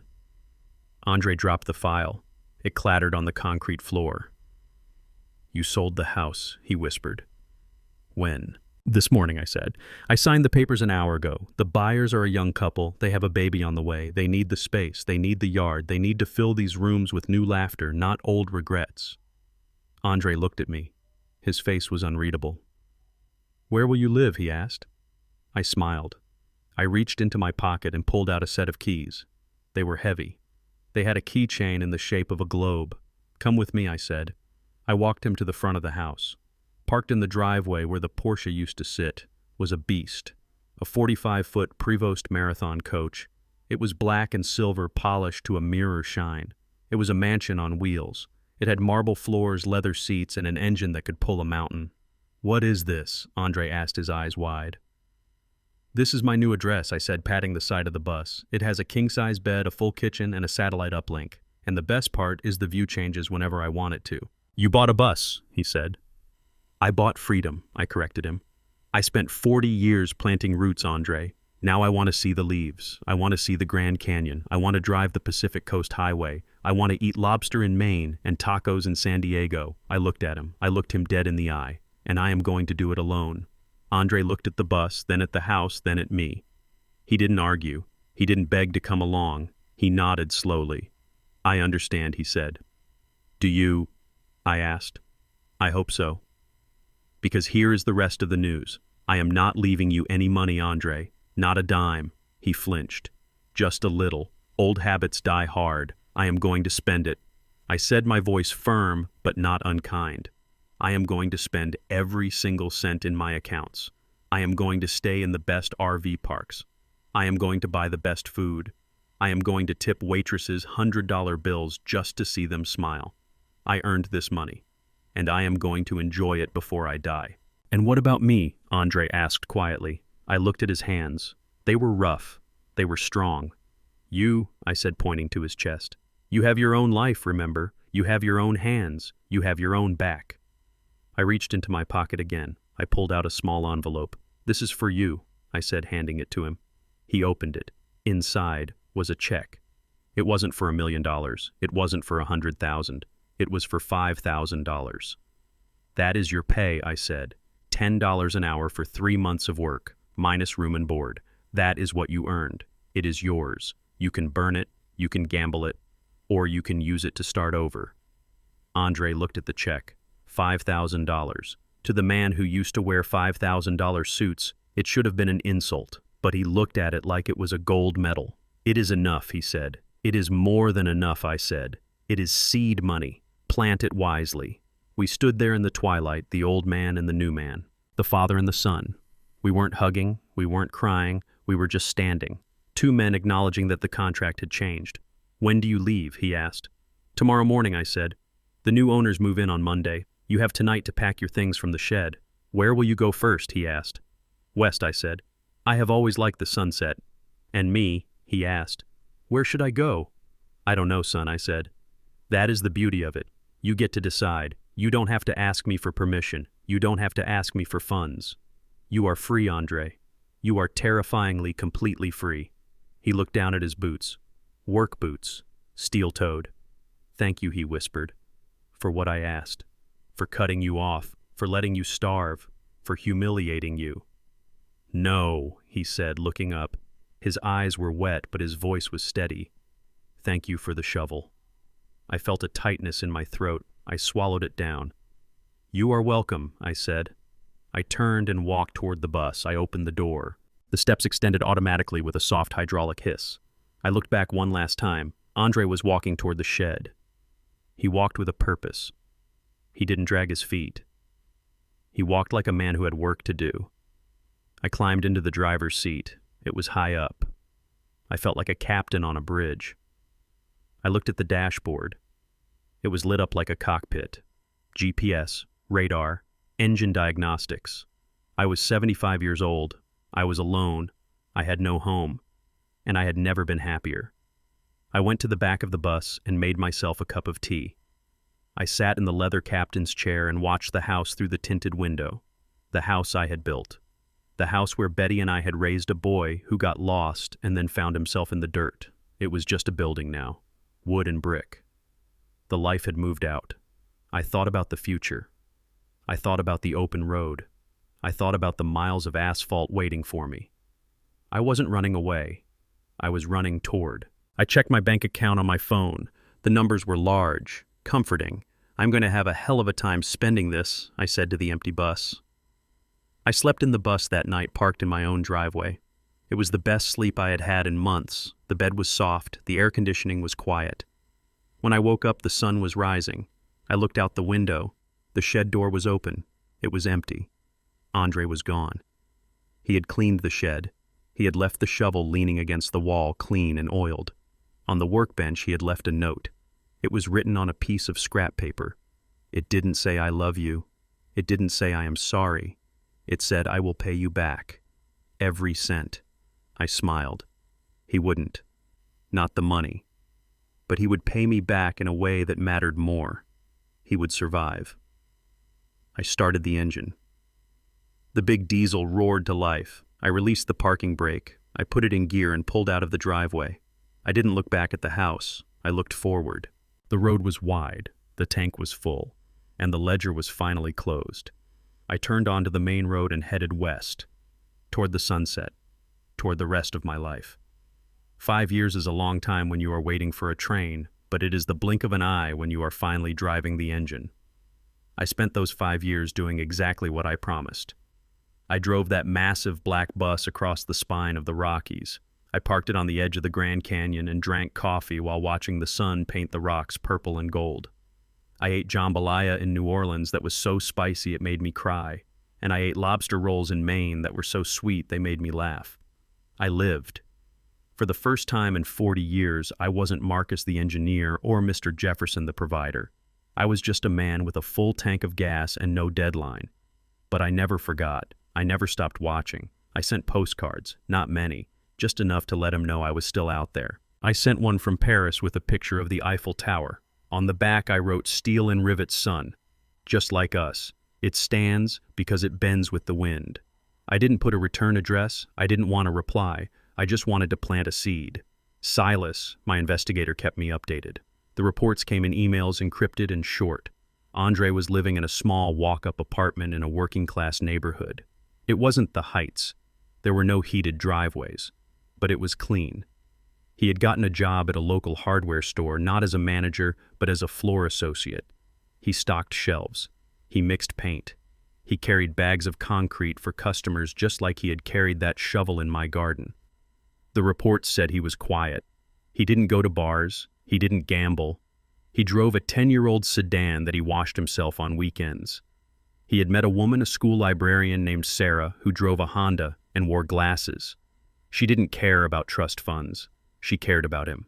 I read those reports sitting on the deck of a bungalow in Bali. That was where I ended up. The bus was sold. The road had run out, so I crossed the ocean. The humidity wrapped around me like a warm blanket. My bones were tired. The doctor in the village told me my heart was slowing down. It wasn't a tragedy. It was just mechanics. Every engine has a lifespan, and mine had run hard. I wasn't afraid. I sat on the beach and watched the tide come in. I thought about my wife, Betty. I thought about the house we built. And I thought about Andre. I wondered if he still hated me. I wondered if he still looked at his hands and remembered the blisters. I died on a Tuesday. It was peaceful. I went to sleep listening to the waves, and I just didn't wake up. I didn't leave a note. I didn't need to. I had left something better. Lucinda handled everything. She was the executor. She flew Andre out to Bali to collect my ashes. He stood on that beach, a man of 45, with gray at his temples and calluses on his palms. He wasn't wearing a $3,000 suit. He was wearing a simple linen shirt and trousers. He looked at the ocean, and he scattered me into the water. He didn't cry like a child who lost a toy. He cried like a man who lost a father he was just getting to know. Then he flew back to the city. He went to Lucinda's office for the reading of the will. I wasn't there, but I know exactly how it happened because I wrote the script. He sat in the leather chair. The office smelled of old paper and mahogany. Lucinda sat behind the desk looking at him over her spectacles. "Your father left instructions?" Lucinda said, her voice professional but soft. "I know," Andre said. "He told me he was going to spend it all. He told me to take care of myself. I don't expect anything, Lucinda. I just wanted to say goodbye." He really believed it. He believed I had burned through every cent, and honestly I had tried. But compound interest is a stubborn thing, and good investments don't just disappear. "He did spend a lot," Lucinda said, opening the thick file on her desk. "He enjoyed his life, Andre. But Marcus Jefferson was a civil engineer. He never built anything without a reserve fund, and he never started a project without a legacy plan." Andre looked up. His eyes were confused. "What do you mean?" he asked. Lucinda slid a document across the polished wood of the desk. It was heavy, bound in blue legal paper. "This is the charter for the Marcus Jefferson Scholarship Fund," she said. "It is a non-profit organization dedicated to providing full tuition for underprivileged youth who want to study engineering and architecture. It is endowed with the remaining assets of your father's estate. The portfolio is currently valued at $2.5 million. Andre looked at the document. He nodded slowly. A sad smile touched his lips. "That is perfect," he said. "That is exactly what he would do. He loved building things. It is a great legacy. Good for him." He started to stand up. He thought the meeting was over. He thought the money was gone to strangers. "Sit down, Mr. Jefferson," Lucinda commanded. "We are not done." Andre sat back down. "A fund needs a director," Lucinda said. "It needs someone to review the applications. It needs someone to interview the students, to look them in the eye and see if they have the grit to finish the program. It needs someone who understands the value of hard work and the cost of a free ride." She turned the page of the document. She pointed to a line at the bottom.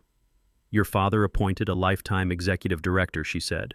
The position comes with a salary. $65,000 a year adjusted annually for inflation, plus full health benefits. Andre stared at the paper. He read the name typed on the line. Andre Jefferson. He looked at Lucinda. His mouth opened, but no sound came out. There are conditions, Lucinda added, leaning forward. Strict conditions. You cannot touch the principal, you cannot borrow against the fund, you cannot sell the assets, you can only manage the income and distribute the scholarships. You have to show up to the office every day. You have to do the work. If you fail to perform your duties, the board has the right to remove you. Andre ran his hand over the paper. He touched his name. He gave me a job, he whispered. He didn't give me money. He gave me a job. He gave you a purpose, Lucinda corrected him. He watched you, Andre. He had investigators watching you at the hardware store. He saw you show up on time. He saw you work double shifts. He saw you pay your own rent. He told me that a man who can dig a garden with blistered hands is a man who can build a future. Tears welled up in Andre's eyes. They spilled over and ran down his cheeks. He didn't wipe them away. He knew he asked. He knew I changed. He knew Lucinda said. He said that the shovel was the best gift he ever gave you. But this is the second best. Andre picked up the pen. His hand didn't shake. He signed his name. It wasn't the scrawl of a man forging a check. It was the signature of a man accepting a responsibility. He walked out of that office, not a millionaire, but a man with a mission. He went back to his small apartment. He married Sarah a year later. They have a son now. They named him Marcus. And that is the lesson. That is the truth I learned at the bottom of a whiskey glass and the top of a skyscraper. We often confuse love with enabling. I spent 40 years shielding my son from the rain only to realize I had prevented him from learning how to build his own shelter. When he told me he had his own life, it was a slap in the face, but it was also a wake-up call. By cutting the financial cord, I didn't abandon him. I gave him the dignity of standing on his own 2 feet. Wealth is not what you leave to your children, but what you leave in them. A parent's greatest legacy isn't a check, but the resilience to survive without one. I am Marcus Jefferson. I was a builder, and in the end, I built a man. Did you like the story? And which city are you listening from? Let's meet in the comments. If you like the story, you can support me by sending a super thanks so I can keep bringing more stories like this. Thank you so much for your sweet support. I am looking forward to your comments on the story. On the screen, you can see 2 new life stories that I highly recommend. There is so much more on my channel. Don't forget to subscribe. See you in the next life story with love and respect. We often mistake financial support for love, but sometimes writing a check is the easiest way to cripple a child's future. I spent decades acting as the structural pillar for my son's life, never realizing I was preventing him from standing on his own. When he told me he had his own life, it was a painful wake-up call, but also a necessary demolition. By removing the safety net, I forced him to build his own wings on the way down. True legacy isn't about what you leave for your children in a bank account, but what you leave in them: resilience, integrity, and the pride of an honest day's work. Do you think Marcus was too harsh on his son, or was it the only way to save him? Let me know your thoughts in the comments below. If you enjoyed this story of tough love and justice, please hit the like button and subscribe to the channel for more life stories. See you in the next video.